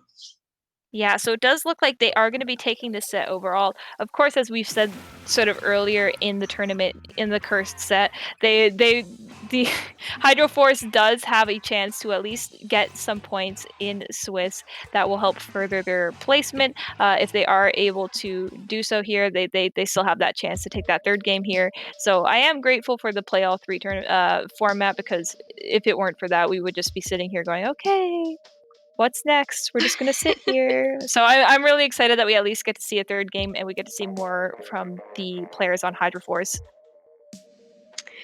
It'll definitely be interesting to see how they decide to, do what they have been doing so far, whether they will decide to change their comp up a bit or whether they will just keep what they have as they have been as we go into Splat Zones on Anchovy Games. Yeah, Is there anything like very important that you feel like is extremely important when it comes to this map, and especially on this mode? I feel like weapons with Booyah, which are normally good on a lot of other Splat Zones maps, you have to be very careful of here because smart players will know exactly how to stop your Booyah bomb if you pop it in the wrong spot here. I don't necessarily think we're going to be seeing that today just because of the fact that it seems like Hydroforce is a group of players who seem to stick to their own guns. You don't see a lot of people who kind of solo main the vanilla roller, but I do think that's what we are seeing here on Hydroforce, if I'm correct. I do believe we saw it in the first 2 games. Maybe it was just a pick for those 2 maps, but I'm getting the impression that we do have a splat roll main in our midst. So I'm honestly looking forward to see how that plays out here because I do think there is some opportunities for that here. This is another really paint heavy map, kind of like Humpback, where you can control mid and you can control high ground quite easily, but this one it's a bit more of a challenge of maintaining it. Yeah, definitely. And it looks like Hydroforce has a tad bit of a different comp here, actually. Yeah. Pulling out the double bucket Explo K machine and K Dynamo here. So we're definitely going to be seeing a Booyah here. Yeah, so that does scare me. Unfortunately, he does go down right away, so I'm hoping we are able to see it before the game gets to any scary point.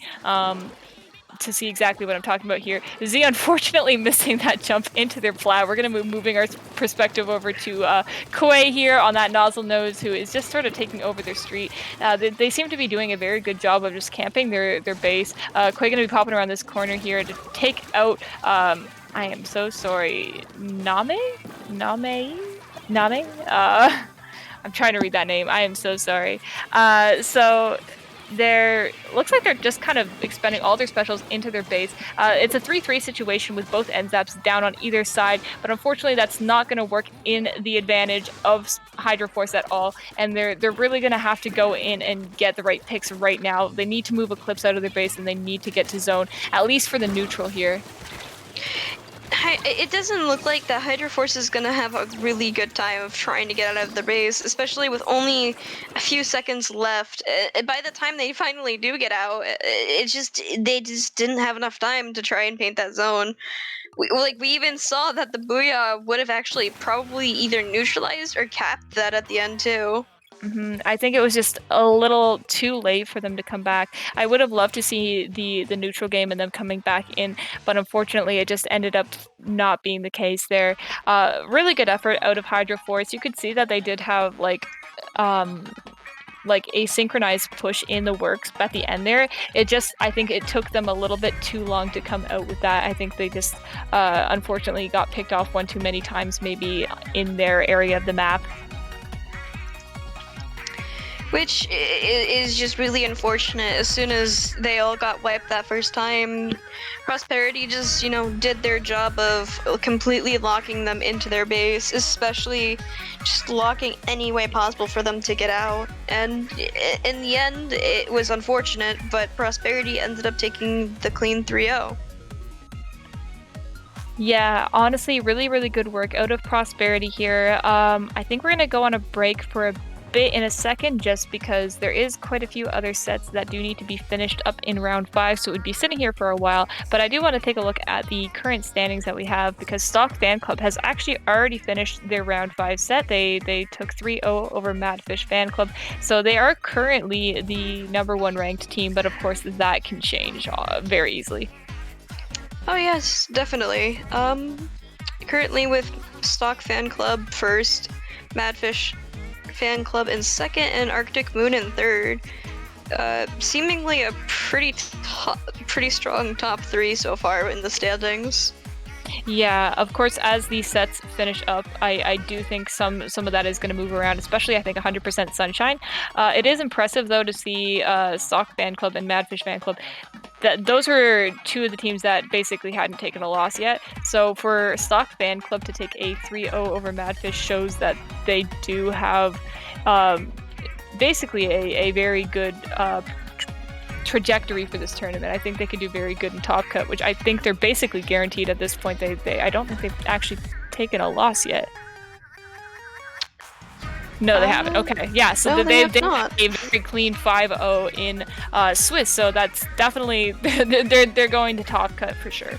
So this is going to be a long night for them because I do think they are NA.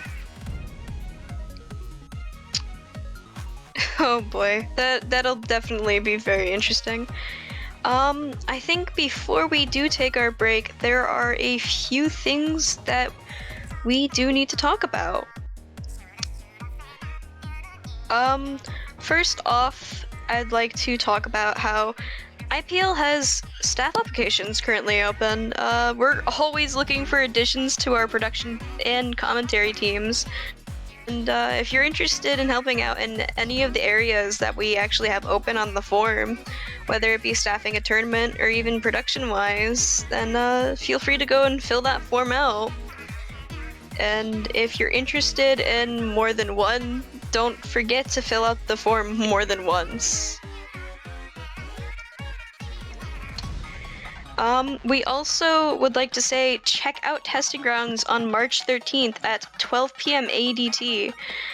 Testing Grounds is primarily an NA-focused tournament, but it's also at a pretty great time for Oceania players, so don't forget to check that out as well. And as always, if you would like to help donate to help future prize pools for IPL tournaments, you're more than welcome to come and donate to our Streamlabs link, which will be posted in the Twitch chat. And on that note, we will go and take a break, and we will come back to you after Swiss has finished up.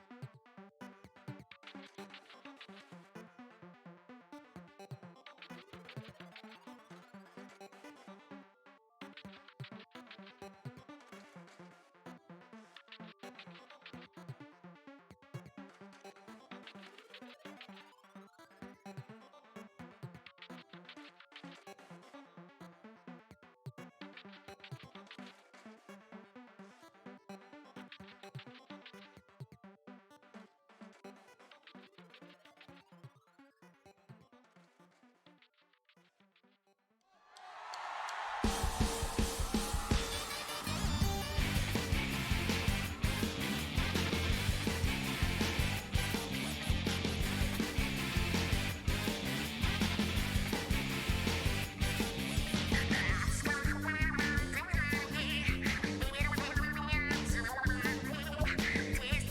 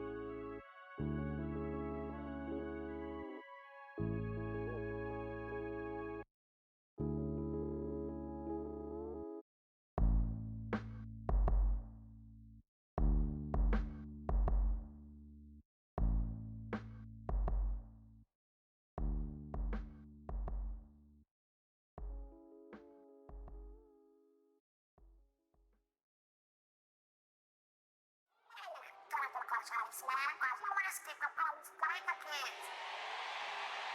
Casquinhos espacial e não intermalak.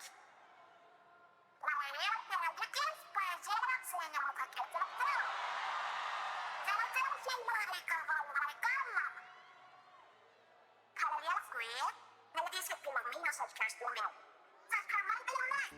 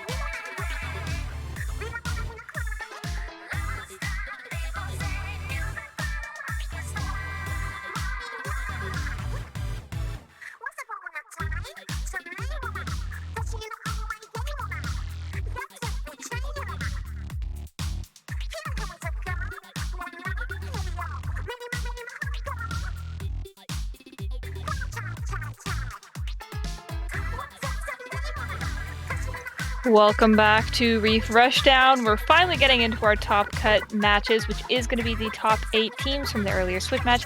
We are going to be looking at match 4, which is going to be Arctic Moon versus Poncho Cat. What do you have to say about that, Sky? I don't know very much about Poncho Cat other than that they are a Australian team or pickup. I'm not quite sure which. But I do recognize Arctic Moon quite a lot, mainly due to the fact that they participate in a lot of NA events, and they recently just added Shinx to their roster. Yeah, this is, I think, probably one of their first tournaments that they are playing with Shinx on their roster. It's always exciting to see Arctic Moon playing in IPL tournaments because I feel like I see them every single time I commentate a tournament. So always nice to see a friendly face, and I also love to see pickups being made for these kind of events as well. So props to Poncho Cat. Oh yeah, no, definitely. Especially props to them for being like one of the only Australian teams that actually made Top Cut.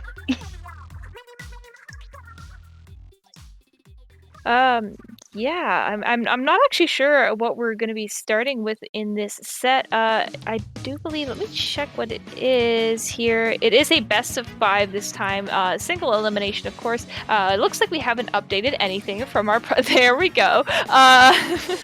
So it is actually going to be Splat Zones on Muscle Forge, so I'm excited to finally see Muscle Forge in full, perhaps, hopefully, a 5-minute game if we're lucky. You probably know Arctic Moon a little bit better than I do. What do you think we're going to be seeing here?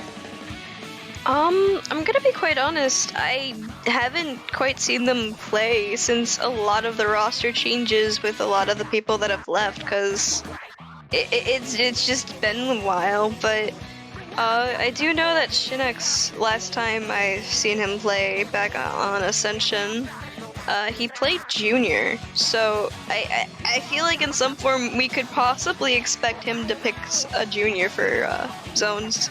Because not only is it like really good for painting, but also it could be a really good armor weapon for them to have if they decide to run armor. Yeah, honestly, I agree with you there. I do think Junior is very strong here, and I think it has a lot of opportunities as well here.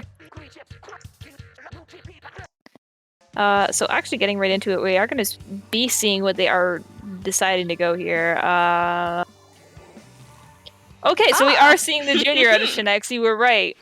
Nero, I think this is the Nero that I have heard of because I do believe they play Splatlings. So I'm excited to be seeing that here, especially with the Booyah Splatling on zones.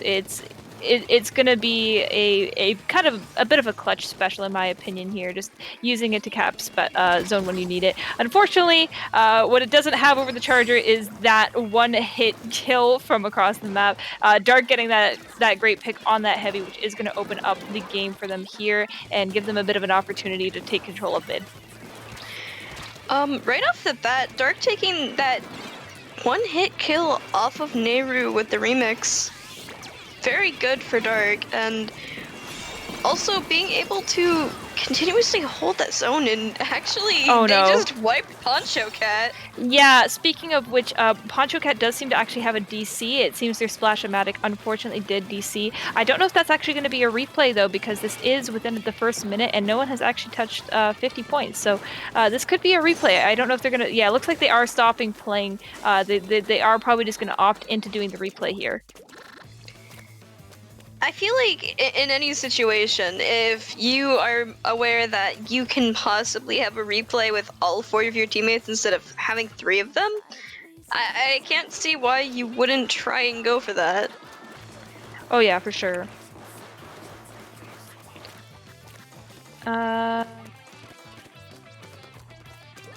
Gee, now I'm not even sure what to say here. I don't think they get to change their comps at all here. But I do expect to see a bit of a similar outcome. It is worth noting that they are running a Tetra Dually on one side, so that is going to be a splashdown, which, in my opinion, can sometimes be a bit of a difficult special to get back in with, especially with this map where you kind of need to be in already to get good use out of it. So that is going to probably hinder their progress a little bit for getting back in. I don't believe they're allowed to change their comps. I'm not entirely sure of the exact rule set for that, but regardless, it's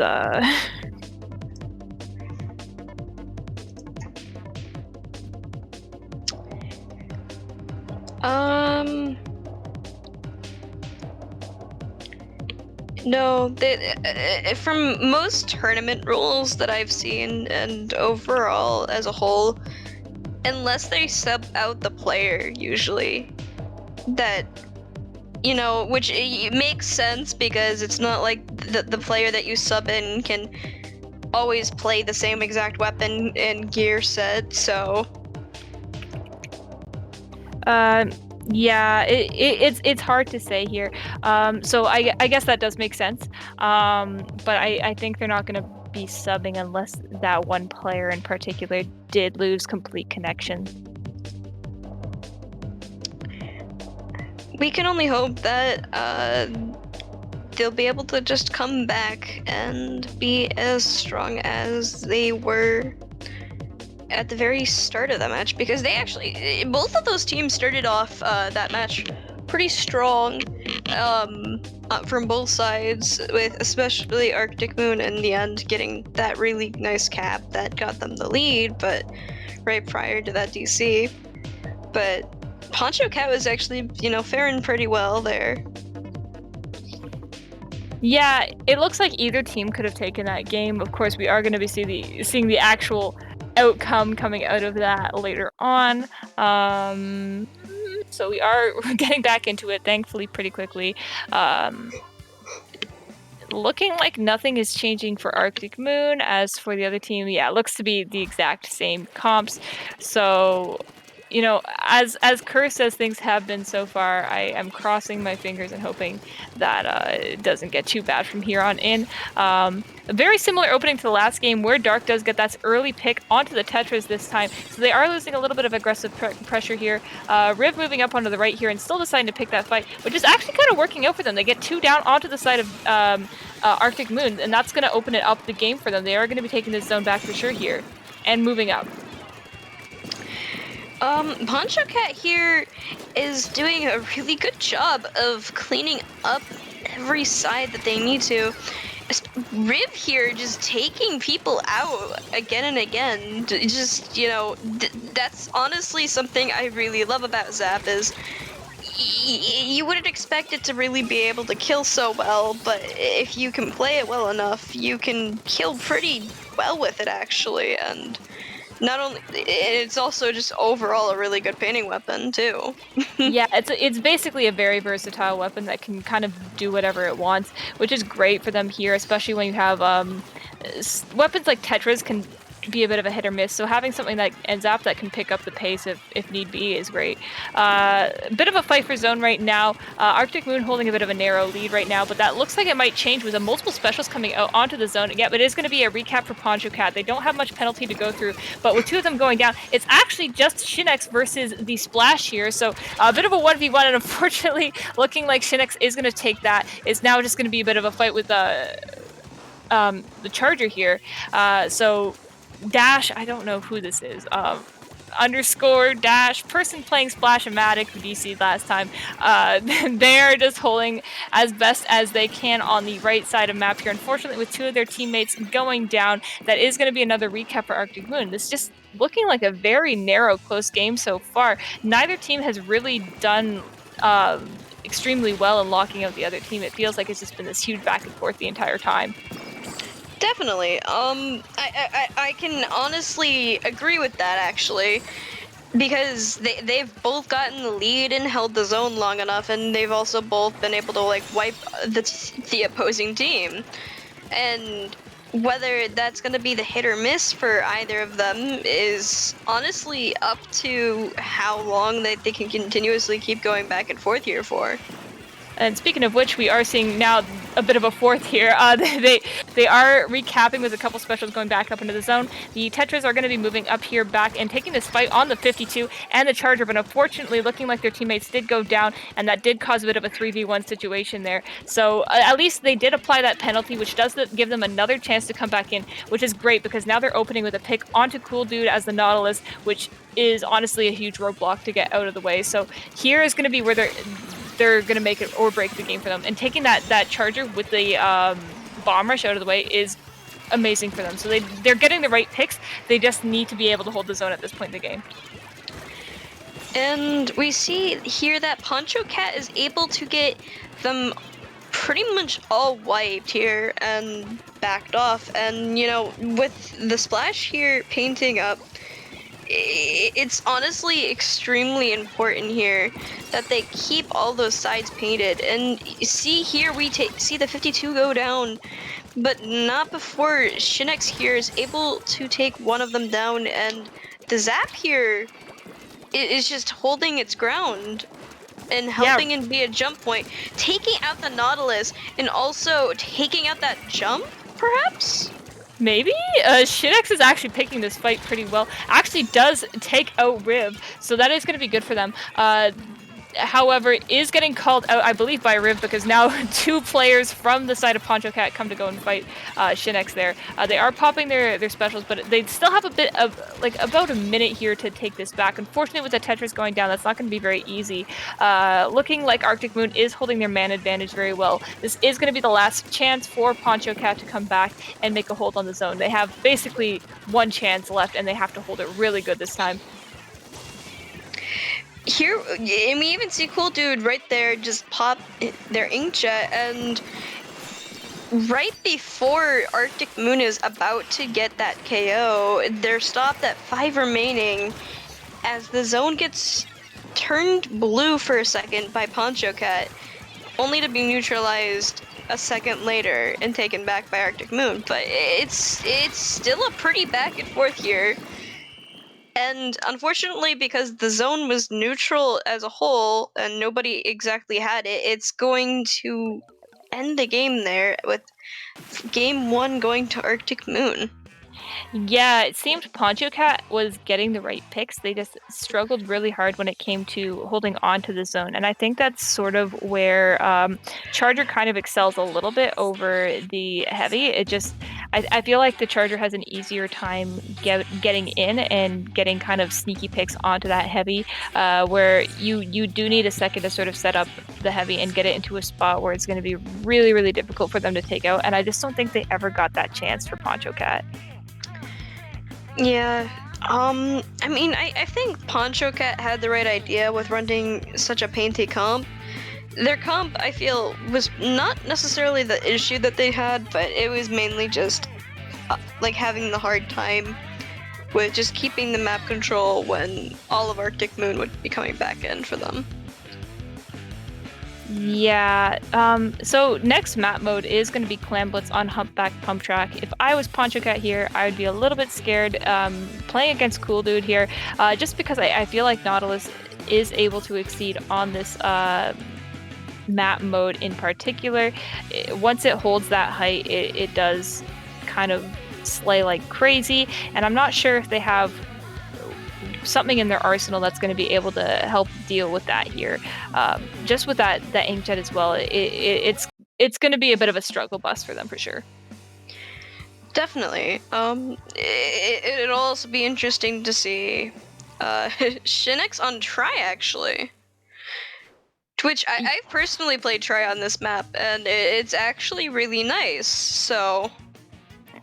Yeah, it is kind of a slosher map, in my opinion. So it does help to play that here with all these walls and these lumps on the map. So it's really helpful for them. Shinex already popping that armor pretty early on. They already have a bit of a man advantage, so this allows them to get quite a good push early on. Unfortunately, the 52 gal does seem to go out on the left there, but that isn't stopping the push coming out from Cool Dude, I almost said Cool Dad, and Shinex into their base and getting these picks. Unfortunately, they don't seem to have the clams to follow it up at this point in time.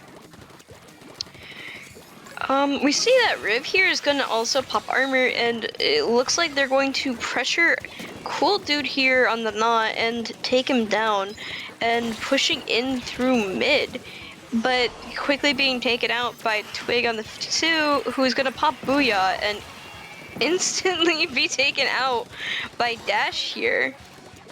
Yeah, so I do believe that was one of those unfortunate splash wall kills, just dropping it down in front of his face and then having a suction bomb immediately thrown at that. So that I think that's exactly what went down there, which is really satisfying to pull off, but really, really sad when you die to it. Definitely. They're going to be moving up on this right side here. The Hydra and the Tetra going down on both teams respectively. So obviously one team losing aggression and one team losing defense there, but that's not going to be too much of a problem. They're going to continue pushing up anyway, regardless of the fact that they're down a man at the moment. That's not going to slow them down. They do have enough to make a push here, and they do have a power clam, so they are going to be capitalizing on this near full wipe.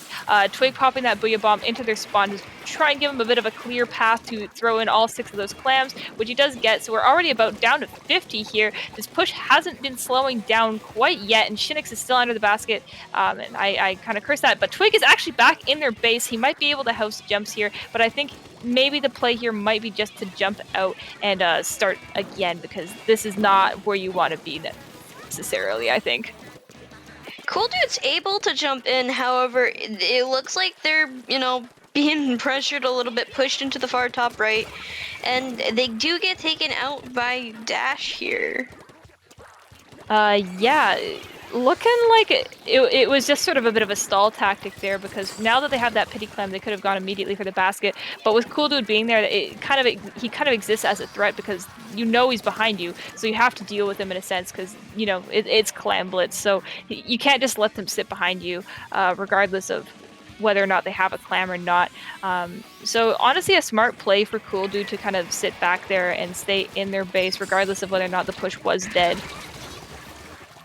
Definitely. It looks like here we have Poncho Cat going down by 3 players, with only the Remix being the last person. That was, even still, they were pretty backed up and just unable to push out anyways, with all of their teammates being down. Naru here just supporting their aggros here on the left, painting up mid quite a bit, and they are trying to looks like they are trying to line up a bit of a push. They haven't even picked up their pity clam from earlier in the game yet, but with 2 people going down, they are going to scramble to try and make something happen here. Riv picking up a clam for themselves, and the NZAP actually picking up one as well. Unfortunately though, does look like people are going down, and Twig is going to be trying to fight this heavy from behind. Looks like they are going to try and get that into the basket there. So regardless of whether or not this push ends here, 60 points is nothing to scoff at. I mean, I think 35 to 60, while it's not the biggest difference, with only it being, pretty much one score is essentially the half of the other. However, it looks like Arctic Moon is trying really hard here to try and get some form of push, and they get their power claim in. However, it looks like their push is shut down very quickly by Poncho Cat, as they basically completely get wiped and Poncho Cat here is going to pressure them with the Zap taking out Cool Dude here on the right side. Yeah, a bit of a risky play for Arctic Moon to be pushing that there, because now they've given them an access to a pity clam, so they are going to be pushing up very hard into their base. Shinix goes down, that is 3 down, but there's only 2 members up for Poncho Cat. They're just sitting in their base. They're going to have to pick up this pity here and start making moves. Now, the reason why I brought up 60 earlier was just because at that number here, in overtime, that can make the biggest difference, versus like coming down from 100. Going from 60 to 35, that's huge. That being said, though, that heavy is going to have to make a clam in the next 5-6 seconds in order to get this. Naru scrambling in their base, but unfortunately does go down. That is going to end the game there. With game 2 going to Arctic Moon. Yep, so at this point, if Poncho Cat does want to take this back, they are going to have to reverse sweep Arctic Moon, which is going to be quite the challenge. I would like to see more fight coming out of Poncho Cat. I don't want them to give up. I really want to see more out of them. That being said, though, I'm just like, what can you do? Show me what you can do, because anything can happen on Rainmaker, and that's exactly what we're going into now. I honestly, I feel like based off of how like they've played for the first 2 rounds so far, I feel like it's definitely possible for them to take a game off of Arctic Moon. It's just that they got to come together and work on some sort of game plan here, especially with Rainmaker on Inkblot. Yeah, I mean, this is another one where things can change in a matter of seconds. And we did see in previous games that Poncho Cat did have the ability to wipe Arctic Moon entirely. It's just a matter of how they capitalize off of that. So if they're able to do that at least once in this game and just speed up their pace as soon as they see that they have people going down, honestly, I think they'll be able to take this. Definitely. Something with Rainmaker on Inkblot is honestly, I find this map and as a whole really fun to play, whether it's for funsies or actually in tournament. And on this mode in specific, it's super satisfying the closer you're able to get that Rainmaker towards the pedestal of the opposing team. Yeah, well, it looks like there's only one path. There is a lot of little sneaky things you can do, like climbing up on that block and getting up to the upper level. So you're not totally out of options there. It's very quick, within 15 seconds, Ray coming out of Arctic Moonside, and that is going to be actually a full wipe onto Poncho Cat. So they are going to accumulate a lot of points here, but of course the Sploosh is that first player back, so he'll probably be able to stop this. I think that splash wall was actually what got them there. I don't know if they would have gone down otherwise. I think a bomb actually got the Rainmaker on that splash wall. So fortunately, a bit of a double-sided sword there. Is that the term? I think so. But now they're going to be making their own counter push here. Getting one trade there is not too shabby, but it is the Junior versus the Tetras there. So could be better. They are still getting these picks here. That was a good shot from the Rainmaker, but that is going to be another Stingray coming out of that Jet Squelcher here. So they're just going to be trying to move it forward here because I think they did know that that was basically the end of their push there. So trying to get as many points as possible and moving up into their side. Yeah, I think a remaining of 69, while it's probably not the greatest when you think about the fact that Arctic Moon, right off the bat, ended up getting a remaining of 8. And looks like Poncho Cat here is going to pick up the Rainmaker and push it a few more points to 48. And looks like that's going to be the finale here of their push. And Arctic Moon here is just gonna keep that area painted and let that Rainmaker reset, it seems. Yeah, looks like they popped another aggressive Ray just to sort of scramble the members of Poncho Cat around. That being said, the Tetra getting behind this Jet Sculpture here does have armor, and he does get that pick, which is very important because that's going to allow the Rainmaker to move up more freely than before. Unfortunately, that splash wall does get in their way a little bit, and no one to really get around that wall at that point in time is going to get them. Twig going down to the Rainmaker explosion, so good on Neru and getting that early pop. They are holding onto a hammer as well, so they will probably try to use that if possible, but I don't think they're going to be able to grab that Rainmaker in time. They're going to have to get that pop again from mid. Something I just realized also is that Poncho Cat here is running double Sploosh 7. Honestly, I can't blame them. I have a backliner on my team as well that will only religiously play Sploosh on Rainmaker and Rainmaker only, and it's like all that he does. And we've seen Neru just playing heavy in the last couple games, and I feel like this is just sort of a thing where it's like, well, I don't like this here, so let me just play Sploosh because it's fun. Looks like Poncho Cat here is going to try and make another push. Neru taking down one of the opponents on Arctic Moon. Them going 3 down with Shinx here just kind of sitting and waiting with his bombs. And it looks like that Poncho Cat's push is going to be stopped at remaining of 21. Arctic Moon is going to get that pop, and Shinx is going to quickly grab it and run it to the other side, dropping it. Oh, where one of the Splooshes was waiting. Sploosh. So they're gonna actually grab that again. Looks like they kind of anticipated him to be doing that. But Dark did go down there, so that is another opportunity for them. Unfortunately, Twig is kind of just waiting there on the other side. It looks like Arctic Moon at this point in the game hasn't been playing too aggressively because they know what they can do at this point. They pushed it to 8. They're kind of just holding their own ground and not deciding to risk that whatsoever. They want this 3-0 basically. honestly, they're fighting really hard. Like, picking up that Rainmaker and religiously holding it, keeping it away from that pedestal as much as possible. Good on Arctic Moon for doing that as well. And if they can possibly continue to push it forward, even if by a little, which it looks like they're going to be taken out by the Sploosh here, but Cool Dude is going to grab the pop there and push up, it looks like. Yeah, it looks like all but one member of Poncho Cat did go down there, so they are taking this opportunity to get into their base as much as possible. With 30 seconds left on the map, they're just going to try and stall out that timer as much as possible. Dark sitting there on the far end of the map, and kind of getting to a Rainmaker free zone. They might actually run out of time if they stick around there, but it does look like they have plenty of time to spare.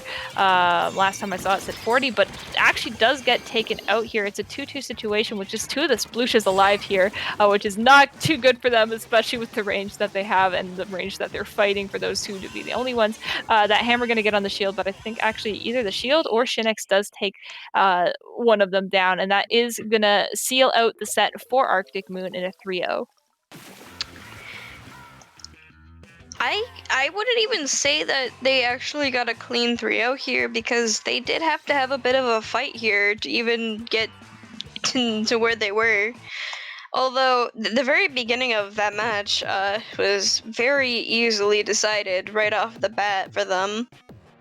Yeah, just getting those really early pushes and getting a full wipe can be honestly devastating for any Rainmaker map. Inkblot is a tough one since the map is so small, but of course counter pushes can be made, so I always try to hold a lot of hope in that, because anything can happen.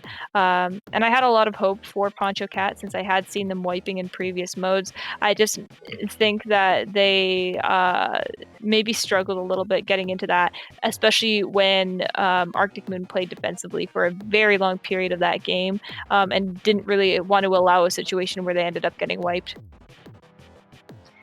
And honestly, I honestly couldn't blame them for not wanting to get wiped, because especially when you get wiped in a Rainmaker game, you and your entire team become completely defenseless and can't really help yourself to, stop that Rainmaker from getting pushed any further. Yeah, 100%. So I'm going to take a quick look at the bracket here and see what's been going on. Madfish Fan Club taking 3-0 over Tel Nyarb, which I know is a word backwards. I'm not going to say it because I'm not here to satisfy you. And Pitaya and UK Mafia look like they're going for a game 5, actually. So interesting set going on there. I do believe they just fought in pools as well right before Top Cut. So interesting for them. They're getting the rematch they wanted, and they're getting a lot of games out of it. Stalk Fan Club actually went 3-0 on 100% Sunshine as well. Yeah, so I think we're probably going to be taking a quick break, but when we do come back, it will be a different set of commentators. Where can they find you, Siren? So I'm gonna hit exclamation point Mike in the chat. My Twitch @ is the same as my Twitter @ so you can find me on Twitter @ Siren Banshee or Siren Banshee. Just what you see is what's there. And what about you, Sky? Pretty much about the same. You can find me at Sky the Demon on Twitter, or pretty much any social media you can possibly think of that I use or have. And that will be it from us, and that was round 1 of our top cut for Reef Rushdown. We will see you in round 2. Yeah, see ya.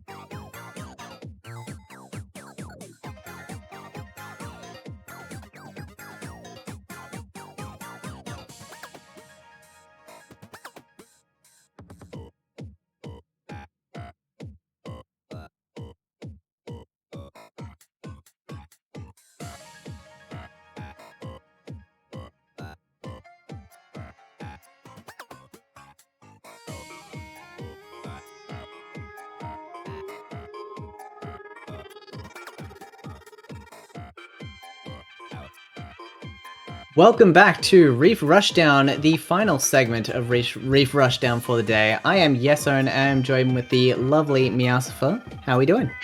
Oh yeah, I'm pretty good.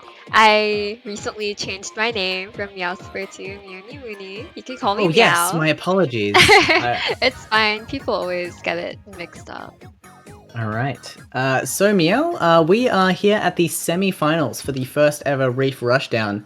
We've got 4 teams vying for that final spot, and we're about to watch 2 of them go head to head. So this is going to be a match between Pitaya and Stalk, and we've actually seen these 2 teams play before in the previous Swiss bracket. I believe the score was 2-1 in favor of Stalk. That's correct. We can only imagine how close those games must have been based on such a narrow bit of information. But now that we're moving to a best of 5 format, we're going to see a lot more gameplay here, including quite the variety of modes. So these teams are going to have to prove they have the diversity of skill sets to push through this. Like, some people would say that 2-1 is it would be like, it's pretty heavily in favor of Stalk, but I'd say that the score doesn't really tell the whole story. And we're gonna see that we're right about to now get the whole here. story. Yeah, Yeah. let's jump into Splat Zones and get that story firsthand. Oh wow, Looking is at these that a weapon blob? comps. Yeah, that was a blob. I mean, it's a good map for blob on zone. It gets a lot of that drop coverage over the zone. It gets around those walls nicely. We also have the E leader for the longest range award at the back there for Pitaya. Hopefully they'll be able to get some picks while staying safe.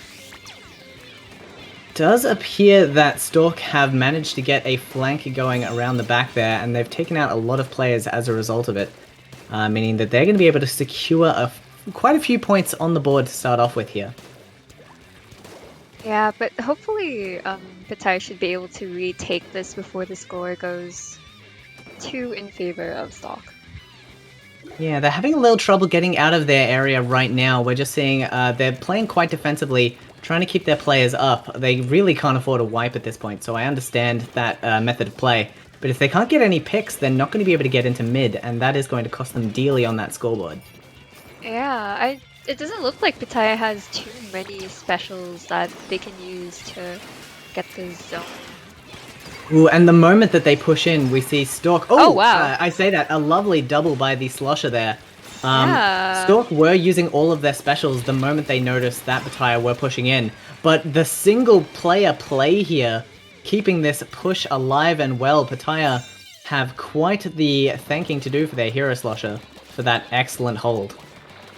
Yeah, that was some amazing game sense to realize that.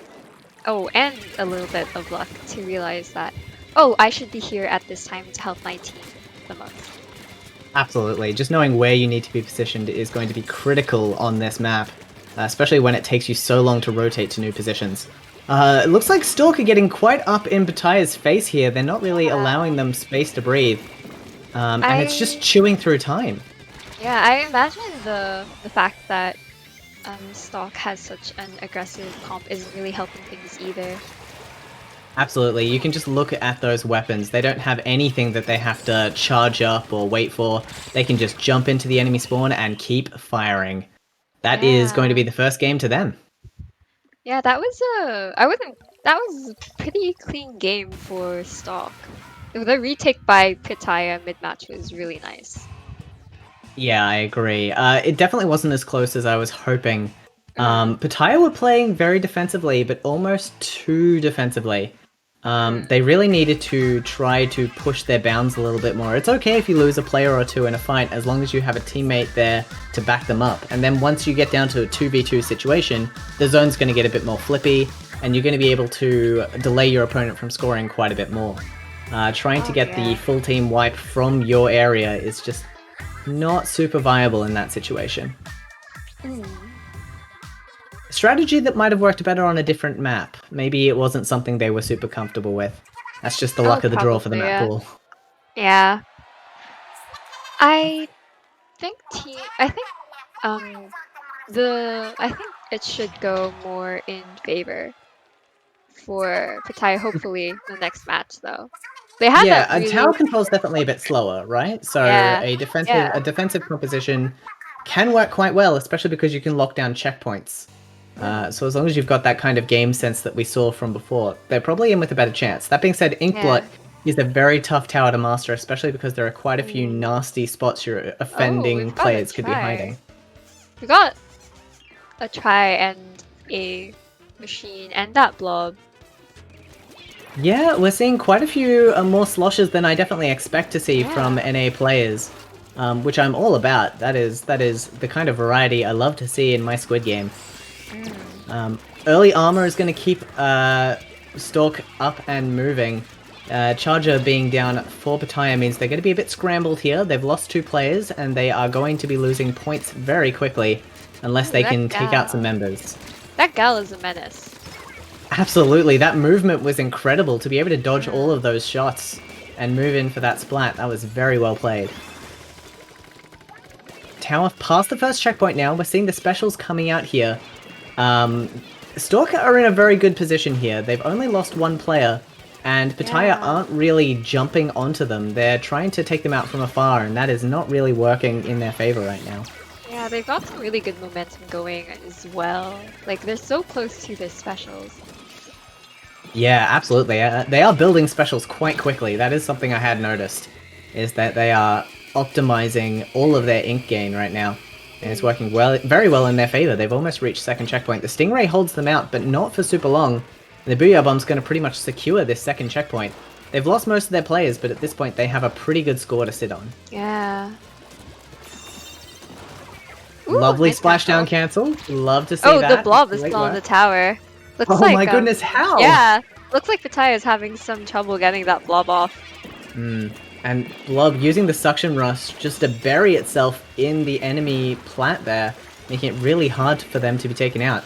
This Blob's movement is incredible. Look at them jumping through the ink storms, landing all of these high ground hits. No wonder Stalk is doing so well. Yeah, you love to see a Blob who's just moving so much. Normally when I see Blob players, they just, they stand still, they hold one area, they don't move around as much as we see this one doing. Well, yeah, I suppose that's like, it's a low effort way of doing it, right? Yeah. It's nice and safe to just stand and apply that ink coverage because you put out so much turf. But to see a Blob moving like I'd expect a standard slosher to is quite the treat for the eyes. Ooh, that is pretty much all of Stalk taken out. Only 1 member left, and they are being a right nuisance once again. But Pitaya not really capitalizing on this. They didn't move out towards the tower. They're just worried about Grape. They just really want to take Grape out, and I don't blame them for wanting to take Grape out. Grape seems to be quite strong, but they're not going to be able to get any points on the board if they don't try to push that tower. Yeah.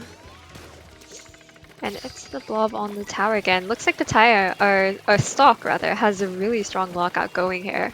They're getting the momentum, and it looks like Pitaya doesn't really have the specials to stop it either. I don't think I've seen a single minute of this match where there wasn't a member of Stalk in the enemy plat. They are constantly maneuvering through here and just being the most difficult thing. A jump back with the splashdown, that was amazing to see. Didn't quite pay out, and that is a wipe. But with 1:40 left and 3 checkpoints between them and the lead, my goodness, I didn't realize it had gotten that bad. Yeah, the odds are really going to have to time as well. Yeah, the odds are definitely in Stalk's favor, but a lot can happen in a minute. And just as I say that, 3 go down on Pitaya. Yeah, a lot happened, just not the way I was expecting. Yeah, we did see the ink armor come out, and the specials were slowly leaking out to get that momentum forward. But Stalk were just right back into mid before anyone had a chance to blink. June's going to be moving through here as well to get some additional pressure, and with only a minute left on the board, I don't even know if Pitaya are going to get on that board. Ooh, they can certainly try. They're trying their hardest. It's a valiant effort. You can see them taking control of mid here. The Blob is out of place. It's a good pick, and hopefully with this, they'll be able to gain some momentum and push forward into the enemy plat. Yeah, they have been getting some splats now, which is good, and they are converting it into points as well. That is what you need to do to win the Squid game. And I mean, credit to these Squelchies, dodge rolling around the place and getting quite a few picks. by being in places that aren't expected. They're going to push up onto the plat now, see if they can find some additional members. Nice. And they do! This is what they need to do. They've only got 20 Yeah. seconds to do it, but as long as they can keep up in this area, they should be able to get past the checkpoints they need to clear. The double Ink Storm as well, going to provide a lot of pressure onto the platforms. Slosh is taken out. The Bomb Rush is going to come in to stop. They're using the long Bomb Rush gets throws. the pick. That is how you do it. 2 members left. I think it's going to be a pretty easy stop at this point. They don't have long to do it, Right. though. Yeah, There we go. It was a very valiant push. Pitaya really pushing back at the end there, getting up in the enemy's grill, something we haven't seen them do so far in this set. It was really bring that aggressive pressure, and it almost worked out for him. It did. I think they've started to realize what they need to do in order to maybe get a win off of Stalk. Like And you hopefully saw they them can do it swap in out Rainmaker. you saw them swap out the E-leader for a charger and for a splat charger and a bit of a comp change to be a bit more aggressive. I definitely think they noticed the enemy had really good movement and that they weren't going to be Yeah. able to land those pinpoint shots. Yeah. So moving to something that's a bit faster, a bit more flowy, a bit more adaptable, I think it's going to work in their favor. Now, Rainmaker Anchovy is a difficult Rainmaker to push because Definitely. it is so close to spawn that Yeah. players can just drop on from high. I think what's going to happen here, this is a bit of a pre-match prediction. I think Yeah. Stalk are going to push right past the Rainmaker, get 2 or 3 splats, and then take the Rainmaker as far as they can, as fast as they can. Within the first minute, I think they're going to try and hit under 50. Oh, that's a good prediction. It's generally how you want to play Rainmaker rather than pushing with the Rainmaker. You push ahead of the Rainmaker. And I think conducive to how Stalk have seen their opponent play, they are going to try to get in those places they're not expecting. They're going to try and Yeah. slow their momentum down. And they're just going to be a general nuisance. So if you are Pitaya in this situation, what are you thinking you need to do? What's your plan of attack for Rainmaker Anchovy? If I were Pitaya in this situation, I'd want to gain control over that ledge on enemy plat, like pressure it with bombs or take out Slosh with an inkjet maybe, or Yeah, maybe I a like that Booyah early bomb or special bomb build. rush. Yeah. That could work quite well. That would shut down early momentum quite effectively. Well, we don't have to wait any longer. Let's see what our teams are Ooh. bringing. Oh, a Very bamboo? familiar comp for Stalk. The bamboo is a nice touch. Yeah. And I'm loaded up with MPU as you do. It's expected. It's a very good pick Yeah. for this map, and the Blob Blobber as well is so good for holding these angles. I think it's going to work well in their favor. Ooh, hey, look at this. We're seeing some aggression from Pitaya. This isn't something I was anticipating. Look at but that we're having charger. Yeah, a very strange charger duel. Usually the bamboo would win this fight, but not today. A lovely Nice. place splat bomb from Rui is going to see them picking up the Rainmaker and potentially making a push here. The fan is definitely guarded. There's the bomb rush to prove it. So they're going to have to go wide, but they might be able to get some points on the board, especially because... Ooh. I was going to say taking it wide avoids the enemy pressure, Oh my but that doesn't God. account for the gal diving in and wiping the team. Yeah, My the gal goodness. with that splash wall. Amazing splash wall use. Let's go. Ooh, Stalk raising the fan a bit too fast and the Rainmaker had to swim up. That's it's going to cost them a bit of time. And during that time, it looks like the rest of the team has caught up. It's to 26. It wasn't as fast as I thought they'd do it, but that's definitely what I was anticipating. The question is now, can they root out the enemy's defense and then turn this into a counter push, or is it going to hang here for a while? Oh, there you go. There's your answer. There's the answer. They are taking it right out of there. They do not want that Rainmaker hanging around like a bad smell.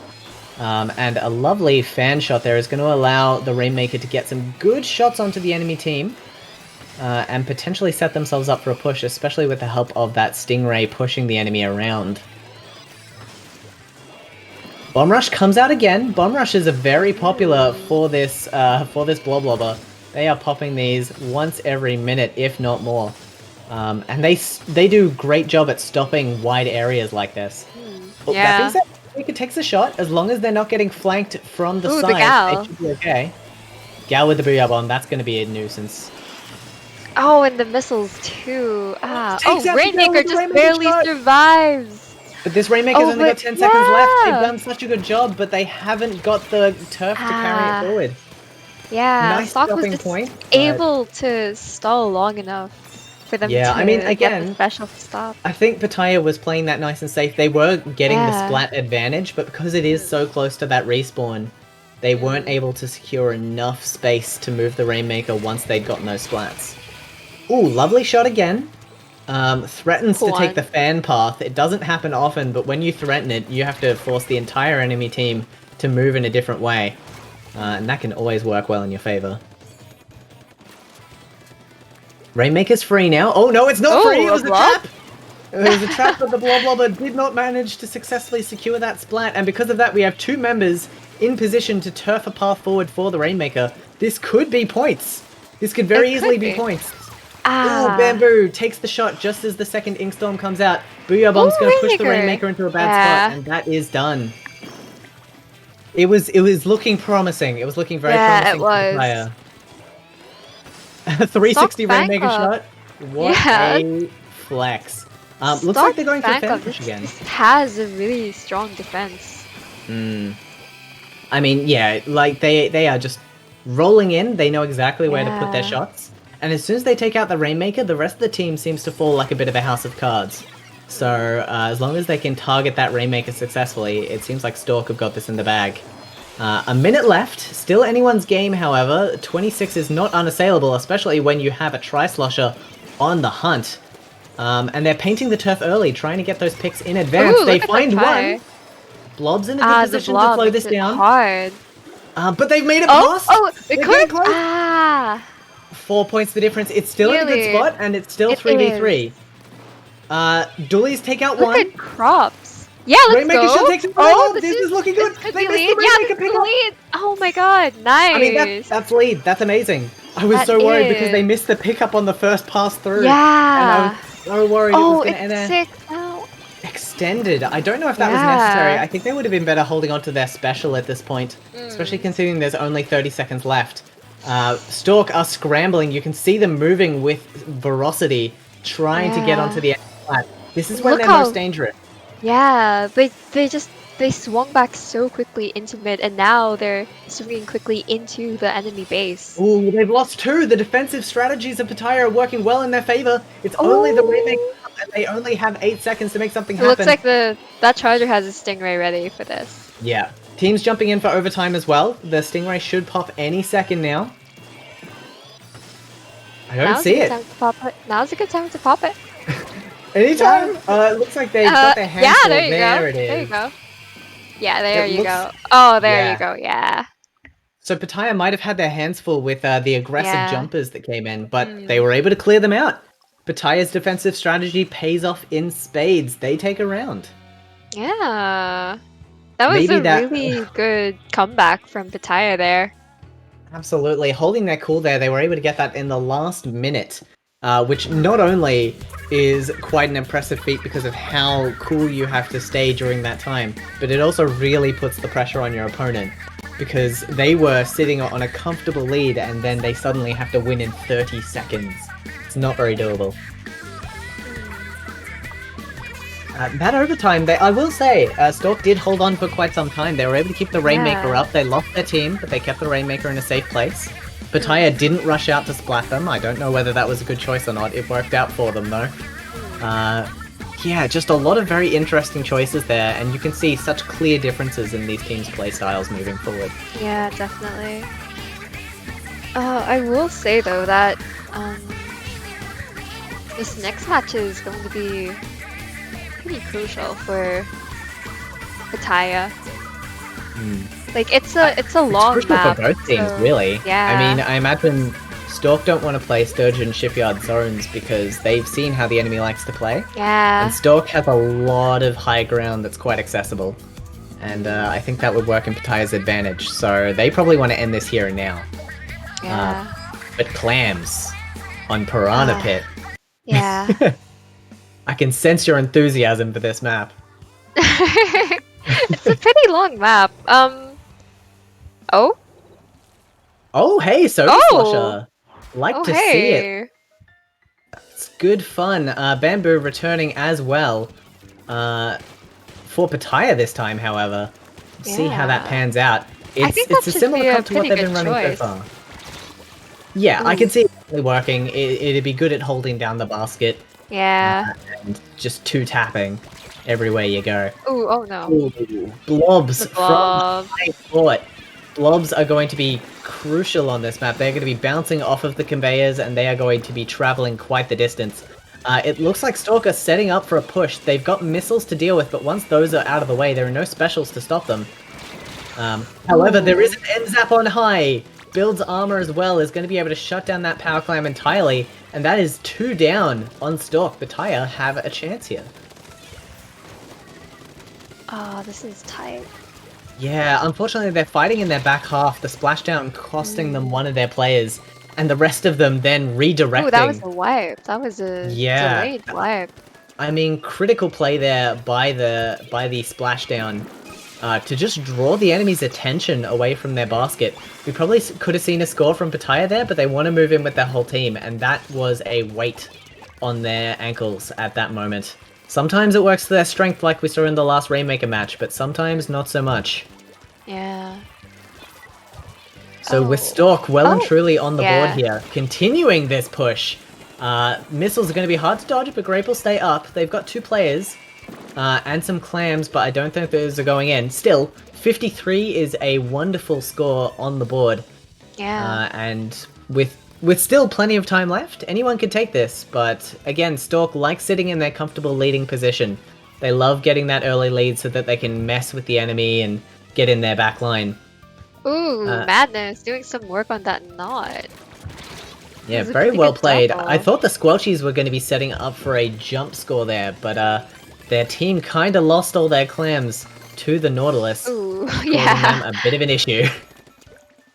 And with the Inkjet coming out now as well, they're passing power clams forward. They're setting up for a big push. The armor comes out. This is gonna be huge. Oh, they've lost 2 players. Yeah. I didn't even see how that happened. Lovely flank by Grape is gonna trade out there. Squelchy is doing some work here. Yeah, I mean, I'm impressed to see it. They're using their weapons quite well. With only the power clam carrier staying up, it's probably not going to be a push for Stalk anytime soon. Ooh, the Though blob. that blobber, oh Yeah. my goodness, hit that kind of a That shot. blob is a menace. Like, they know how to take advantage of their movement, of the high ground available on this map, and it's just amazing to see.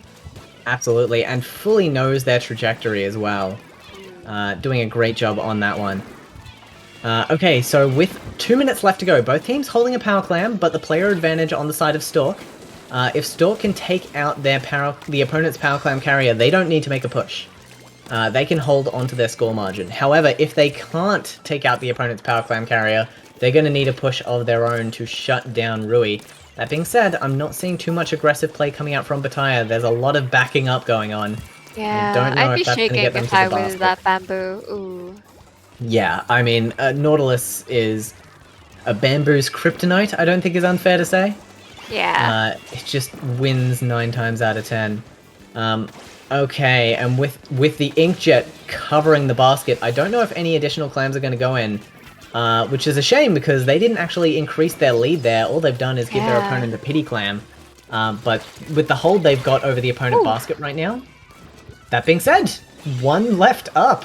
Yeah. This is their chance. They need to just go for it. They can't worry about the one enemy that might stop them. They need to just move as a group and win these 2v1 fights. That's the first one out of the way. The missiles are going to help them locate 2 more. That's going to be critical. They're going right for the basket. They've got the turf. Now Curling or takes them never. there. This is it. It's happening now. The clams are in position. They don't quite have enough to get the lead. And they don't really have any on respawn, which means they that is going to be the end of that. Yeah, they had a chance. They definitely had clams in their possession, but they just weren't holding enough to burst the scoreboard like they needed to. Well, with that out of the way, it's looking pretty definitive. We might even see a shutdown score from Stalk at this point, with only one player up to defend. The armor going to keep them well and truly up. Yes, Ooh, we yeah. do. The last clan waiting for that scoreline to close. Here comes the overtime. And here And that's ends the match. game. Oh, I mean, like, we definitely saw some glimmers of hope from Pitaya there, but Stalk's Yeah. style of play just completely dominates Pitaya's. There is no long and short for that. Yeah. Pitaya's only opportunity was really to change how they play, and as a team, that is a very hard thing to do on the fly when reading your opponent. So, Yeah. props to them for taking a round, but Stalk are Yeah. going to be moving on to the grand finals Against Arctic Moon. against Arctic Moon. Oh my goodness. Yeah. Wait, so Madfish... Oh, okay. So Yeah. our other semi-final match was our Seed 2 versus Seed 3, Madfish slightly ending out on top of Arctic Moon. And they might have played earlier, but Arctic Moon taking the 3-0 are going to move through to the grand final with the wind on their back. That is going to definitely help them moving forward. Ooh, this is exciting. Yeah. Okay, so just for anyone who doesn't know, this is the first Reef Rushdown, so I don't know how well known the format is. We're going to be moving to a best of 7 grand final. There will be a match for third place as well between Pitaya and Madfish, so they'll be facing off screen. But on screen, we are bringing you the hottest of action. We've seen how Stalk can play. We know they're aggressive. We know they bring the fire. But can an Arctic Moon cool things down and control the pace of the match? I'm actually kind of curious because I haven't heard of Stalk Fan Club before. Are they a pickup? They seem to be a pretty, from my understanding, and this could be entirely wrong, so chat, we're looking at you to correct us if Yeah. we are wrong. I believe they are a somewhat recent team that has been tearing up the NA competitive scene lately. So this isn't their first rodeo as a team, and they are doing quite well as a result of their practice and their skills. Apparently they're a Okay. project. There you go. Oh, okay. Stalk Fan Interesting. Club is an interesting name. Oh, okay. They played as Among Us. I've heard of Among Us. I've seen them somewhere on my Twitter feed. I can't remember where, but I have seen them. Right. I did get to see Arctic Moon play earlier. I know that Shinex is a recent addition to this team, but is already doing marvelous work. There are some very strong players on this team. They are going to be bringing some definitely. some of their absolute best to this match. I have no doubt. Yeah, definitely. All right. So looking at our best of 7 format here, we're starting with Tower Control on Mako, which is an interesting choice. Oh. And then we're going to be moving through Zones on Anchovy, Clams on Wahoo, and Rainmaker on Manta. Those are our guaranteed games. What kind of playstyles do you think these maps are suitable to? How would you approach these? Oh, Tower Control Make a Mark. I definitely think you want to play fast. I 100% agree. That Yeah. first checkpoint is critical. Yeah, I think Stalk, it should be. I think the blob from Stalk is definitely going to be able to exert a lot of pressure on Megomart. One of the craziest things about Tower Control Megomart with that first checkpoint is that it is level with the ground. So there are so many things that you can just throw at the tower that will land on there, and Bloblobber is one of those special cases that those blobs are just going to bounce right over that tower and hit anyone in front of it, behind it. It's brutal, which is why you've got to make sure you protect that snipe platform. If that snipe platform gets compromised, you can't defend. Oh, we see a Tri-Slosher. Okay, so pretty much what we'd expect from Stalk Fan Club, as we've seen so far. Arctic Moon, bringing a somewhat similar comp. We're seeing the NZAP for the armor, obviously, from Stalk. That is going to definitely help them with their early pushes. Yeah, pretty standard comps from here. I would say the Tri-Slosher is a nice bit of flavor, but for the most part, this is as expected. That being said, very early wipe. Oh my god. You were talking about playing fast. I don't think you can get faster than this. A wipe in the opening 30 seconds is going to guarantee you the first checkpoint. And from here, it is just as simple as holding on and applying enough pressure to gain those extra few points at a time. The next 2 checkpoints aren't that dangerous. Oh, wow. Look at the way Stalk Fan Club is just pushing in, taking up all that space. There were so many green explosions, I didn't exactly know what was going on. I think we had a splashdown and a booyah bomb going off I simultaneously. saw an airjet from Arctic Moon. Amazing. Well, Arctic Moon have managed to at least slow this down. Yeah. They've Oh, taken it's out still all going. of the... It's still going? No, it stopped at 20. It stopped at 20. Okay, Dark managed to but- catch that with the charger at the back there, so Yeah. that is going to slow things down. But the Bloblobber managed to trade with the charger on that position? That's incredible! My goodness, Stalk Fan Oh, Club! and here we go. They continue their push. I think I'm and it going to be looks joining the Stalk Fan Club after this tournament. Goodness. Oh my gosh. I can't really blame you. They're doing amazing here. They're going to be reaching that 3rd checkpoint now, no problem. The Stingray is going to be enough time. The Ooh, that bot doesn't- ray That'll put a stop to that. That was a very well-timed ray, and the opponent was not ready for Oh, it. splashdown! Yeah, 100% that was a splash jump. Doesn't find anyone, doesn't fool anyone. And they go down for it, but it does buy them a bit of space. That being said, Arctic Moon, they are managed to put the brakes on this push. The Booyah Bomb's going to get them a nice bit of middle turf. It's looking cleaner. It's looking like we're going to get a reset. And being almost halfway through this match, Arctic Moon need to stop applying the brakes and pumping the gas. Okay, Stalk's one member up. Oh, but a lovely placed suction bomb. Was there a splash ball there? That went off There immediately. was. That There was was. such a good play. It was. Going from sharking to an instant suction is incredible work. They're going to be able to reach the first checkpoint here, Arctic Moon. The Booyah Bomb coming out a bit too early to get any picks. But they've got good control of the map now. They just need to convert this into points. Hopefully they can either send someone around for a flanking position or build another special so that they can make this happen. They have! Another Booyah Bomb. That will more than certainly assist them in getting this checkpoint. Oh wait, is someone behind them? Someone's on their Yeah, it box! looks It's the K-Machine. K-Machine doing a lovely job flanking around and using the opponent's box to their advantage. And that checkpoint clear, that was critical. That checkpoint is the one you need to hold. We've seen how quickly it can slip away if you lose it.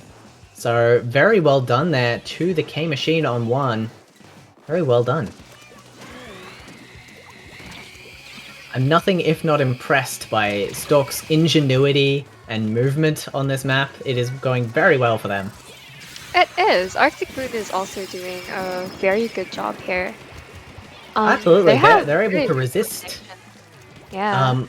Yeah. So what I'm finding is they're getting the picks before they get to the objective, but by the time they've gotten to the objective, Stalk have managed to fully rotate around. That was impressive. It was. Stalk are managing to fully rotate around the enemy's play and shut them down before they actually can turn their splats into points. Yeah. And I mean, when points are how you win the game, that is a critical strategy that I've not seen done this effectively in quite some time. I haven't played Splatoon in quite some time. Well, there you go. Yeah. Ooh. A lovely Charger shot does manage to boot them Yeah. off the tower temporarily, but look at this. Stalker up in the enemy's drop, and that is a dangerous place for them to be. The Stingray is going to buy them some time, but Isaac's smart enough to jump off this time and keep the tower alive. They're going to be able to clear that checkpoint unless the Tri can take them out, but they do! There's only one member left to defend, and they are occupied. However, it doesn't appear that Stalk are in a position to rotate back onto the tower, so it looks like they're going to rest on their laurels and keep that 12 remaining. It's an amazing score, and with 10 seconds left, I think it's going to win them the round. And that should be game 2 Stalk. Yep. I mean, they picked the right time to back off there. Yeah. And I've got to give commendations where they're due. We saw Stalk adapt to Artic's strategy on multiple occasions. Yeah. When they would lose players, they were able to adapt and play around it. When they would lose to a certain weapon or a certain type of attack, they wouldn't fall prey to it the second time. Yeah. I mean, that kind of adaptation is going to win tournaments. Oh, Shock, one of Arctic Moon's own. I'm pretty sure he is part of Arctic Moon. Says that Arctic Moon isn't super strong on Tower Control Mako Mart. So I'd imagine that they'd be a lot stronger on a map that favors longer weapons, maybe a slower mode. Not sure. Yeah, okay. I mean, Splat Zone's Anchovy definitely supports weapons with drop and long range damage. Yeah. So that could definitely come into play. We might see we'll probably see a Nautilus. I was hoping we maybe see a bigger Splatling come out, but we'll see on that front. And for something slower as well, Clamblitz on Wahoo, it's easy to get your initial dunk in, but the map tends to be drawn out because it's so hard to continue that score line. So that might be a bit slower for them as well. Fingers crossed we see Arctic Moon really get into their own here. Yeah. You know, if I recall correctly, Gal was buffed, so it's actually pretty cool to see more people using the K52 now. I mean, it has such a good kit. The fact that now it is a better weapon as well is just such a nice advantage to have. Yeah. Okay, so we still have Stalk bringing in that Bloblubba Deco. A personal favorite choice for this map, absolutely. And both teams running a significant amount of armor to keep themselves up and going. Not too surprising. On the enemy plat already. Yeah, hopefully planning to camp the Inkjet jump. And does manage to get it despite being harassed by a Bamboozler. That is going to extend their lead significantly. If they'd gone down to both of the players there, Madness would have had backup right now, and that fight would have gone differently. So that was a very good start by Arctic Moon. Yeah, it was. I can tell that this is a stronger map for Arctic Moon already. I mean, the proof is in the pudding, and this pudding is sweet. Look at these splats. Whew. Does finally go down, but pushes quite far into the enemy's area to do so. Hopefully Arctic Moon haven't overextended too soon. They were probably hoping to shut out the game with that push, but unfortunately, they might have done it a bit too quickly, and as a result, they've lost players and the zone. That is a very quick turnaround. Stalk. Ah, nice trade. Alright, Arctic Moon left with only a Firefin, and that Firefin is under pressure. They've traded out with the Bloblubber once again. Those two are developing a bit of a rivalry at this point. Tenta missiles on all the remaining players. Stalk are up in a very aggressive position, namely quite hard to move fast. It's forcing the enemy to use their specials. See the Booyah Bomb popping early. The Inkjet's on the back burner. If they don't use it now, they might get splattered by Madness, so probably going to see it shortly. Ooh, jumps down from Twig. Excellent shots from that Kensa. Again, we're talking about how well that weapon just puts out damage if you land those shots.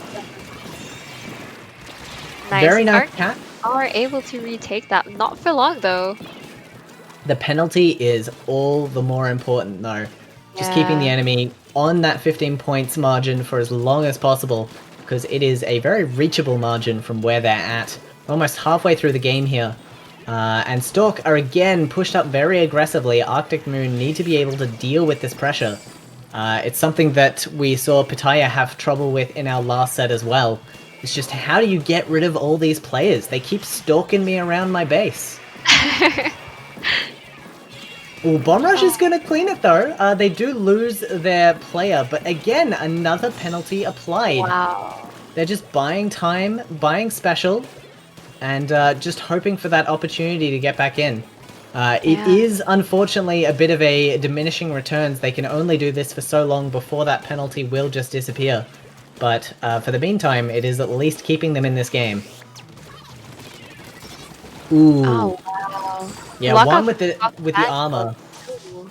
Oh my goodness, and the Inkjet as well. They're probably going to be able to get a triple here. They do. The triple trades out. It's just one Inkjet left. Oh, but they get pick on the zone. If they can get another, they might be able to turn it. They do! The Inkjet pick makes it neutral and buys them the time they need. Oh, and they get it! Nice in time. Oh my goodness, incredible! Cool Moon from Arctic Moon getting that Inkjet pick on the zone made that neutral happen. This would have been an over game if they hadn't landed that shot. What a critical call. Unfortunately, with only 30 points, I don't know how much it's going to amount to. They've put all the pieces in place, but they need to be able to capitalize. And one on this Inkjet NZAP combo is just too hard to deal with. That's not an NZAP. Yeah. That's not how that works. I'm like, NZAP? That's not an Inkjet? That's not a thing. It was an incredible stop. Arctic Moon definitely had control at the beginning, but they just couldn't get rid of Stalk Fan Club. Stalk Fan Club were up in their grill the whole time. They would have to spend all their specials to get back to mid, and then by the time they got there, they were all out of juice, and the rest of Stalk cleaned them up. Yeah, that was very well played on Stock Fan Club. They're so adaptable. Like we've said this time and time again, but it still amazes me to see how they're able to. Because initially you saw that Arctic Moon did have that advantage, but Stock Fan Club played in together in such a way that they kind of nullified that advantage Arctic Moon initially had. Absolutely. I think a key part of that is Arctic Moon have positions that they're really strong from when they play. So at the start of the match, they were able to secure those positions, and they really capitalized on it. However, once they were kicked out of those positions, we definitely saw Stalk getting in places that prevented them from re-arriving at those positions. And it's that kind of knowledge of your opponent's strategy that is really proving to be the win of the day for Stalk Fan Club here. Moving into Clan Blitz, I think that's going to really help them as well. If they can figure out where their opponent is going to be pushing from, they're going to be able to shut them out right quick. So I hope Arctic Moon have some tricks up their sleeve, because they are up against some stiff competition. Wow. Okay. I'm still really surprised to see the blob pick working out so well. I haven't seen one in so long. Realistically, Blob is good on any map and mode. People in chat can back me up on this. As long as you're playing it right for the mode that you're playing. If you're playing Splat Zones, you can play it nice and defensively. If you're playing Clan Blitz, you can just get right up in people's faces. And we've seen that from Stalk Fan Club. When they were playing Rainmaker, their Blob Lobber was just jumping around on Inkblot like an absolute mad squid and was doing great work. So as long as you know all the gears you can put the Blob Lobber into, you can really make it work. Clash Blaster, okay. Hey, I like it. It's not what I would pick for this map typically, but Madness, according to chat, has really just been chucking out whatever they feel like. And it's been doing quite well, so can't really blame them for this choice. And that Curling Bomb will be quite nice for getting some of those pushes started. So we'll see how that goes on their front. Tenta Missiles early on, they've got a good read on where their opponent is. Booyah Bomb's going to buy them some space, but they have lost their Slosher early on. Which means they're going to have to be moving as a pair here. Good for winning fights, as we can see here. The Clash when backed up is quite effective, but not so much when you're on your own. Amazing. Wow. Absolutely landing those shots. Madness is under the basket. I ate your words there. I absolutely did with Hollandaise Sword. They're going to be able to get a push here, no problems. The clams are ready and the dunk goes in. Stalk Fan Club, I mean, the Clash is taken out there. As I said earlier at the start of this set, it's an easy map to get the push started on. It is a very hard map to continue the push on. Just because there are so many places for the enemy to drop down on you while you're trying to score. And the clam spawns aren't too friendly, generally. Looks like our Nautilus here just trying to get their flank on. They have the Power Clam ready to go, but they've been spotted. That's 2 suction bombs. That's a good spot to be in. Yeah. They should be able to get the Power Clam in here, which will open things up, but they are completely out of players. That's it. 2 Power Clam, but complete loss of map control. We're going to find out if that's worth it. But a bit of a spoiler, I don't think it is. I don't think it is This isn't going to be good. Yeah, it was a nice flank, but we could see the 2 suction bombs coming out at them. They definitely... Stalk knew exactly where Arctic were. They knew 100% what their strategy was there. And now Madness is going to be able to push up on this Nautilus and Ballpoint combo, because they have all those angles. Oh, no. Okay, lead's been taken back. We didn't exactly see how it happened, but there are a few clams here on Grape. They're not going to be able to reach the basket. That is going to close. It's a small margin. It's a Power Clam and some change for Arctic Moon here. This is a pretty close match so far. And the Junior takes down the Clash. It's actually a favorable matchup, surprisingly. I never think of Junior having favorable matchups, but then I remember that Clash exists. Ooh, Stealth Jump as well. That's going to be leading them in with some Power Clams. It looks like Stalk won another go at the basket. And taking out the Nautilus there, they've got a good chance to doing it. Yeah, they've got clams aplenty. They are going to be able to extend their lead here, no problems. Oh, that ballpoint is scary. Yeah, I mean, when your ballpoint is positioned well, it is Oh. terrifying. But I think the Clash Blaster is almost a specific counter to the Splatlings on the opposing team. Being able to get them from under the lips here is going to be huge. Yeah. Oh my god, Madness with another Wow. pick. Some days you be clashing, you know? Yeah. I mean, the movement here is very good. We can see them dodging a lot of those gal shots that would prove you can otherwise see him fatal. jumping up and down, strafing. And looks like we're getting another push here from Stalk. They've passed 2 power clams forward. I don't know if anyone's in position to actually take them in, but that's okay. They've got the lead as it is. Ooh, That was an interesting shot. it was. I think that was an indirect hit followed up by a teammate. Yeah. Clash is ready to take him out though. The opponent has to spin up. A Clash can usually get the damage done. I do like the Clash as the anti-Splatling pick. It's doing well. Alright, we've got a minute left in the match. It's tight. Yeah. What are you thinking? I'm thinking Madness is definitely Madness for a reason, as said by Epic Pikachu 567 in Twitch chat.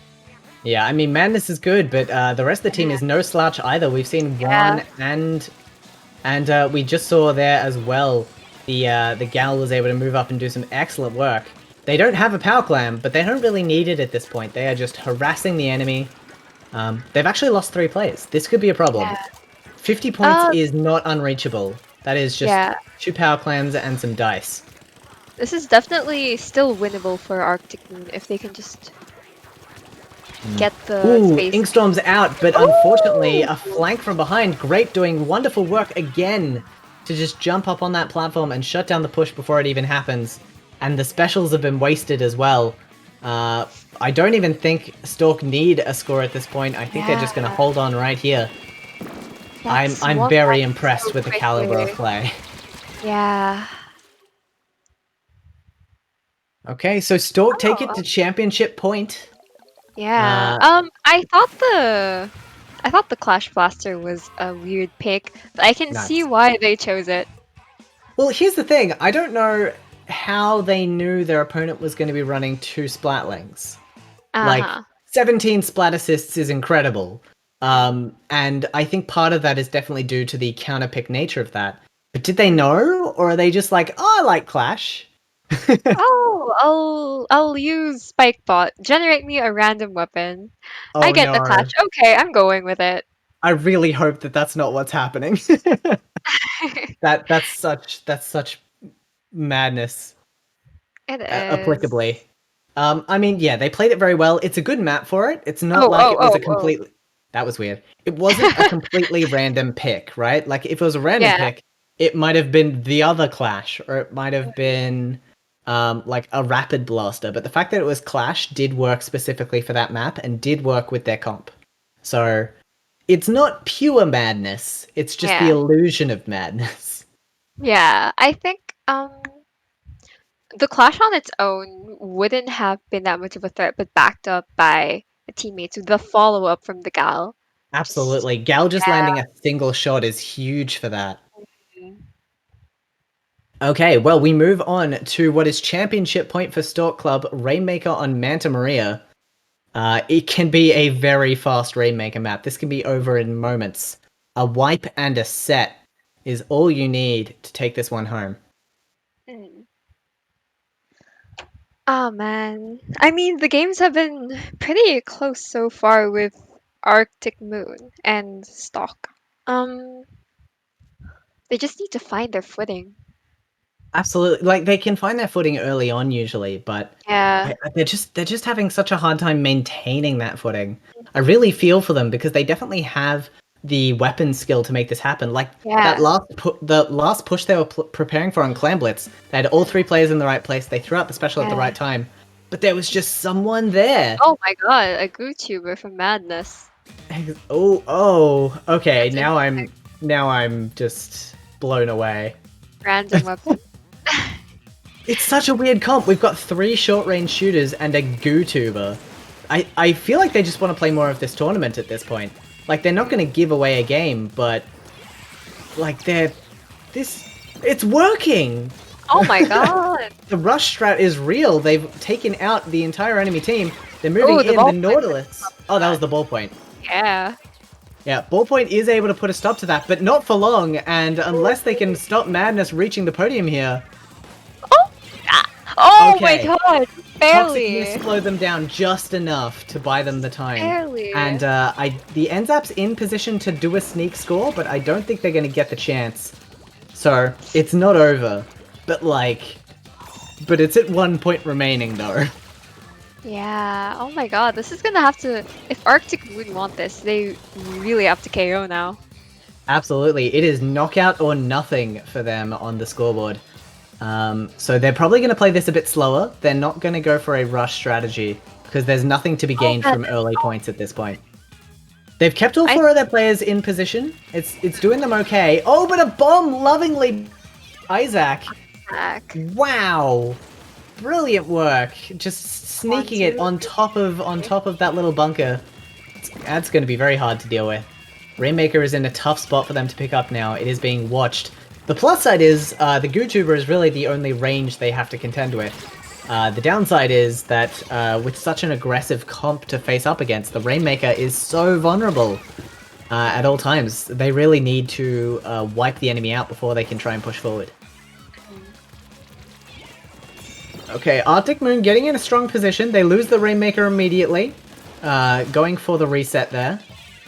So they're going to try to just pin down the enemy in bunker here. The Inkjet might get some shots off. Ooh, nice. Does get one, and they know where the goo is. The goo is trying to get the shot. That's a hard jump to make it an Inkjet, but regardless, it has earned them the positioning they need. There's so many bombs down there, they can't jump down until they're cleared. Oh my god! That's so many bombs!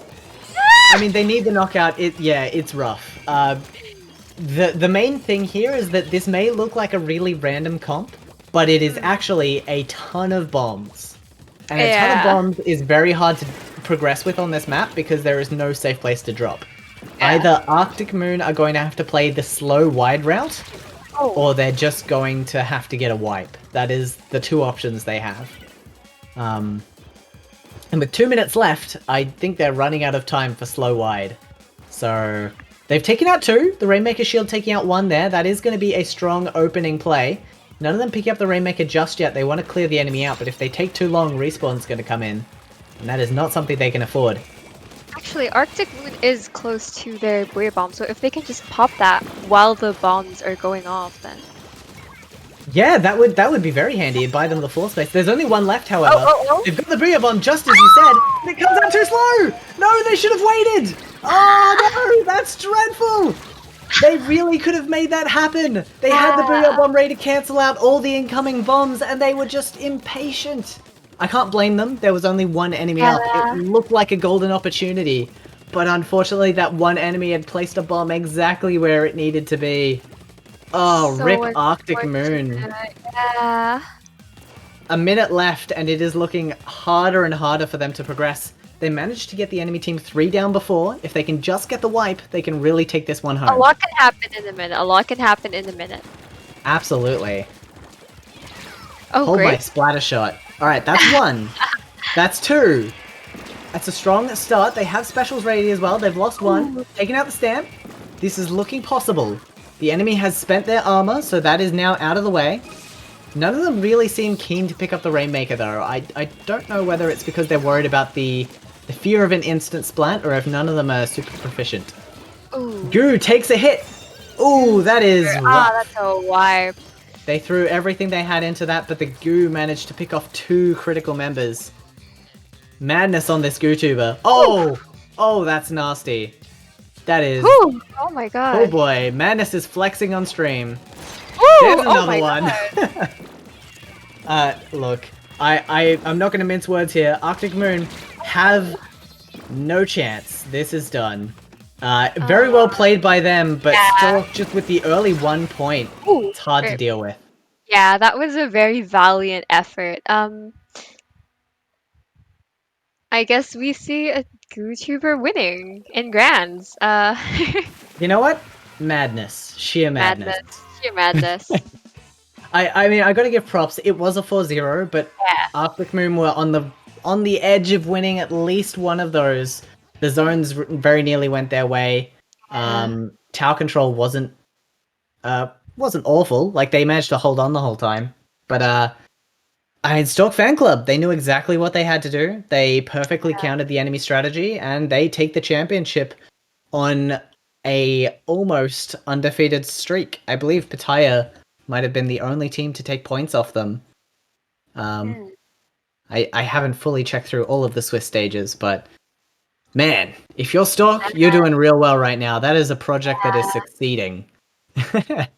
Like when you said that, oh yeah, I think I've heard of Stock Fan Club. I think they're an NA team rolling the competition. You weren't kidding when you said rolling the competition. Oh yeah, they are very strong. And I think a key part of it comes down to the fact that each one of the players on that team is a playmaker and a shot caller. It's not one captain calling the shots and everyone else adapting. Everyone is able to make those game-winning plays. And when you've got 4 playmakers on your team as opposed to 1, you can absolutely wreck your opponent even at a player disadvantage. And we saw time and time again they were able to adapt to those situations. So congratulations to our champions, Stalk Fan Club, and that concludes the first ever Reef Rushdown, I believe. Yeah. I believe the match between Pitaya and Madfish Fan Club for third place is still ongoing. It's currently 2-1 in favor of Pitaya in case anyone Ooh. wanted an update. Maybe we could catch a little bit of bonus footage, maybe? Depends Maybe? on if we get lucky. I wouldn't mind seeing that, honestly. I would love to see Pataya's defensive strategy in full force because they've really proven that they can do some cool stuff. Yeah. Whew, I can probably ask. Oh, we might be getting to sneak in. Yeah? Chat, we Yeah? might get bonus Splatoon hype. I'd love some bonus Splatoon hype. Like those were amazing matches, and I'm kind of sad to, Yeah, they were over have so it end quickly, like you this. know? Yeah. You want some of that bonus content, some DLC, Reef Rushdown, coming to your Twitch channel for absolutely free. Yeah, free DLC here, guys. Excellent stuff. All right, so we're just sending messages out now, but for the purposes of the stream, for people who do need to head off to bed, especially if you're out there in the NA, very much appreciate you staying up for this tournament. Thank you so much for supporting competitive Splatoon. As always, it's great to have an audience supporting these players and cheering them on. So thank you for being here. Mm. And also, if you do want to support our scene, we, I believe, are accepting donations for the IPL tournament's prize pools. So if you head over to streamlabs.com/IPL Splatoon, you can contribute to these tournaments and really draw out those big players and raise the stakes for these incredible matches that we're getting to watch. All right. Are we going to take a quick break or are we going to just hang out? Head in. Okay. All right, we'll take a quick break, but we will come back to you with the remainder of the third place match.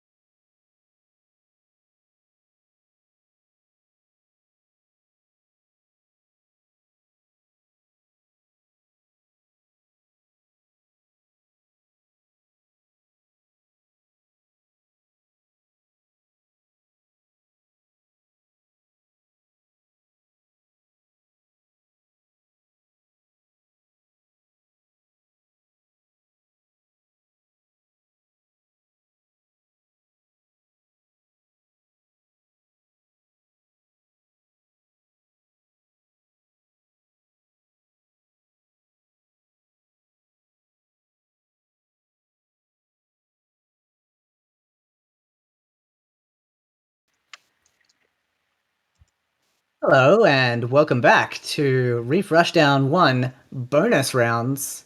I don't know how many rounds of Splatoon we'll actually get to watch here. At most, I think it's 3, and at least it's not many. But hey, more Splatoon is more good. Yeah, more content.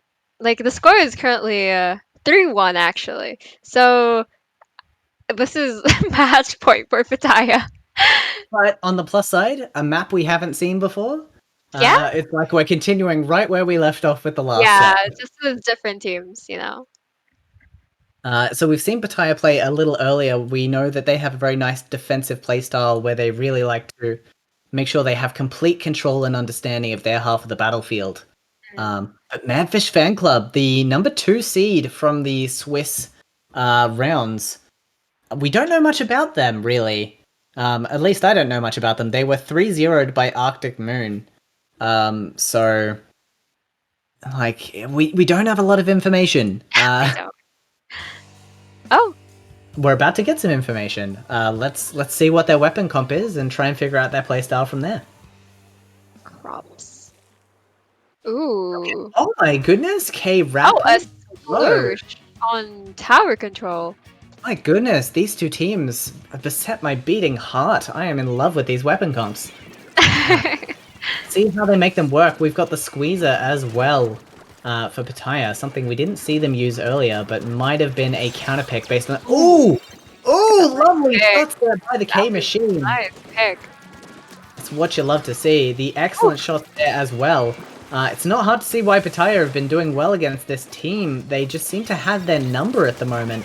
They know exactly where to fire these shots. Already the tower has passed the first checkpoint and cruising to the second with only the E-leader to stop them.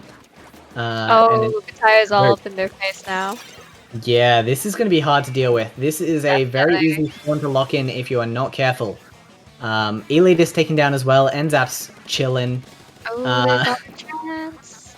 Squeezer's just hanging on the tower. The Rapid's actually going to be able to push them away. That will buy them some time, but not much. Oh, no, on the field. Ah. So I know we promised you a bonus round of Splatoon, Yeah, but how about a minute of Splatoon footage?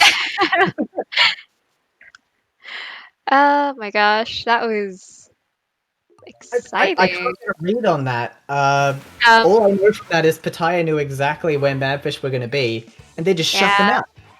That was Yeah, it. I was initially really surprised to see Rui off the charger, but I can see why they decided to go for a sploosh. Yeah, I mean, we have 3 of the members of Pitaya just jumping through the enemy spawn like Yeah. it was nothing. Mhm. I mean, okay, well that's... Congratulations to Pitaya for taking 3rd place. And I hope everyone enjoyed that 60 seconds of Splat. Yeah, 1 minute is better than 0 minutes. Still worth it. Absolutely. We're there with you, chat. We love every minute of Splatoon we can get. And if Yeah. you love every minute of Splatoon you can get, then be sure to stay tuned for IPL's other streams and tournaments. You can follow IPL on Twitter to catch when all these events are happening. We can also take a moment to promote the Oceanic series as well. Meow, if you wouldn't be so kind. Ah, why me? Okay. You can do it if you want. Okay, I like sharing. Okay. So for Reef Rushdown actually does count towards seeding for all you Oceanic teams participating in it. So if you are using your series roster or if you used your series roster for Reef Rushdown, you can let the admins know, and we'll keep that in mind as, you know, just as a quick note for when we're deciding divisions. Side note, don't forget about seeding next week, March 13th. Yes, March Yes. 13th. Be there, be square. Absolutely. And Oceanic series, if you are still in chat and you are part of the Oceania region, we're always looking for more players. Sign-ups are open right now. Come play Splatoon with us. We love playing Splatoon. Yeah. Meow and I are regular commentators for the Oceanic series, so if you like our voices as well, come watch us play some Splatoon. I'm sure you'll have a good time, because I always do. And And if you are interested and you are in the server or on Twitter in the scene, you can contact me. My Twitter is Moony Moony. Just send me a DM on Twitter. I'll send you an invite to our servers. You know. Oh, That's there all you it go. takes? Discord for Oh, Oceanic. Thank you, IPL. IPL. Excellent. Oh, great work, great work. Okay. I think that's about all the airwaves we're allowed to hug, so let's take us out of here. I've been Yesoern. This is the lovely Meow. And we brought you some Reef Rushdown. This is only the first of many Reef Rushdowns, so stay tuned for future events just like this one. Have a good evening, afternoon, Yeah. morning, Have a wherever good you're from. morning. Have a good day. If you're Have a good day. please sleep. Yeah. And yeah, have a good time. Play Splatoon and bye. Bye.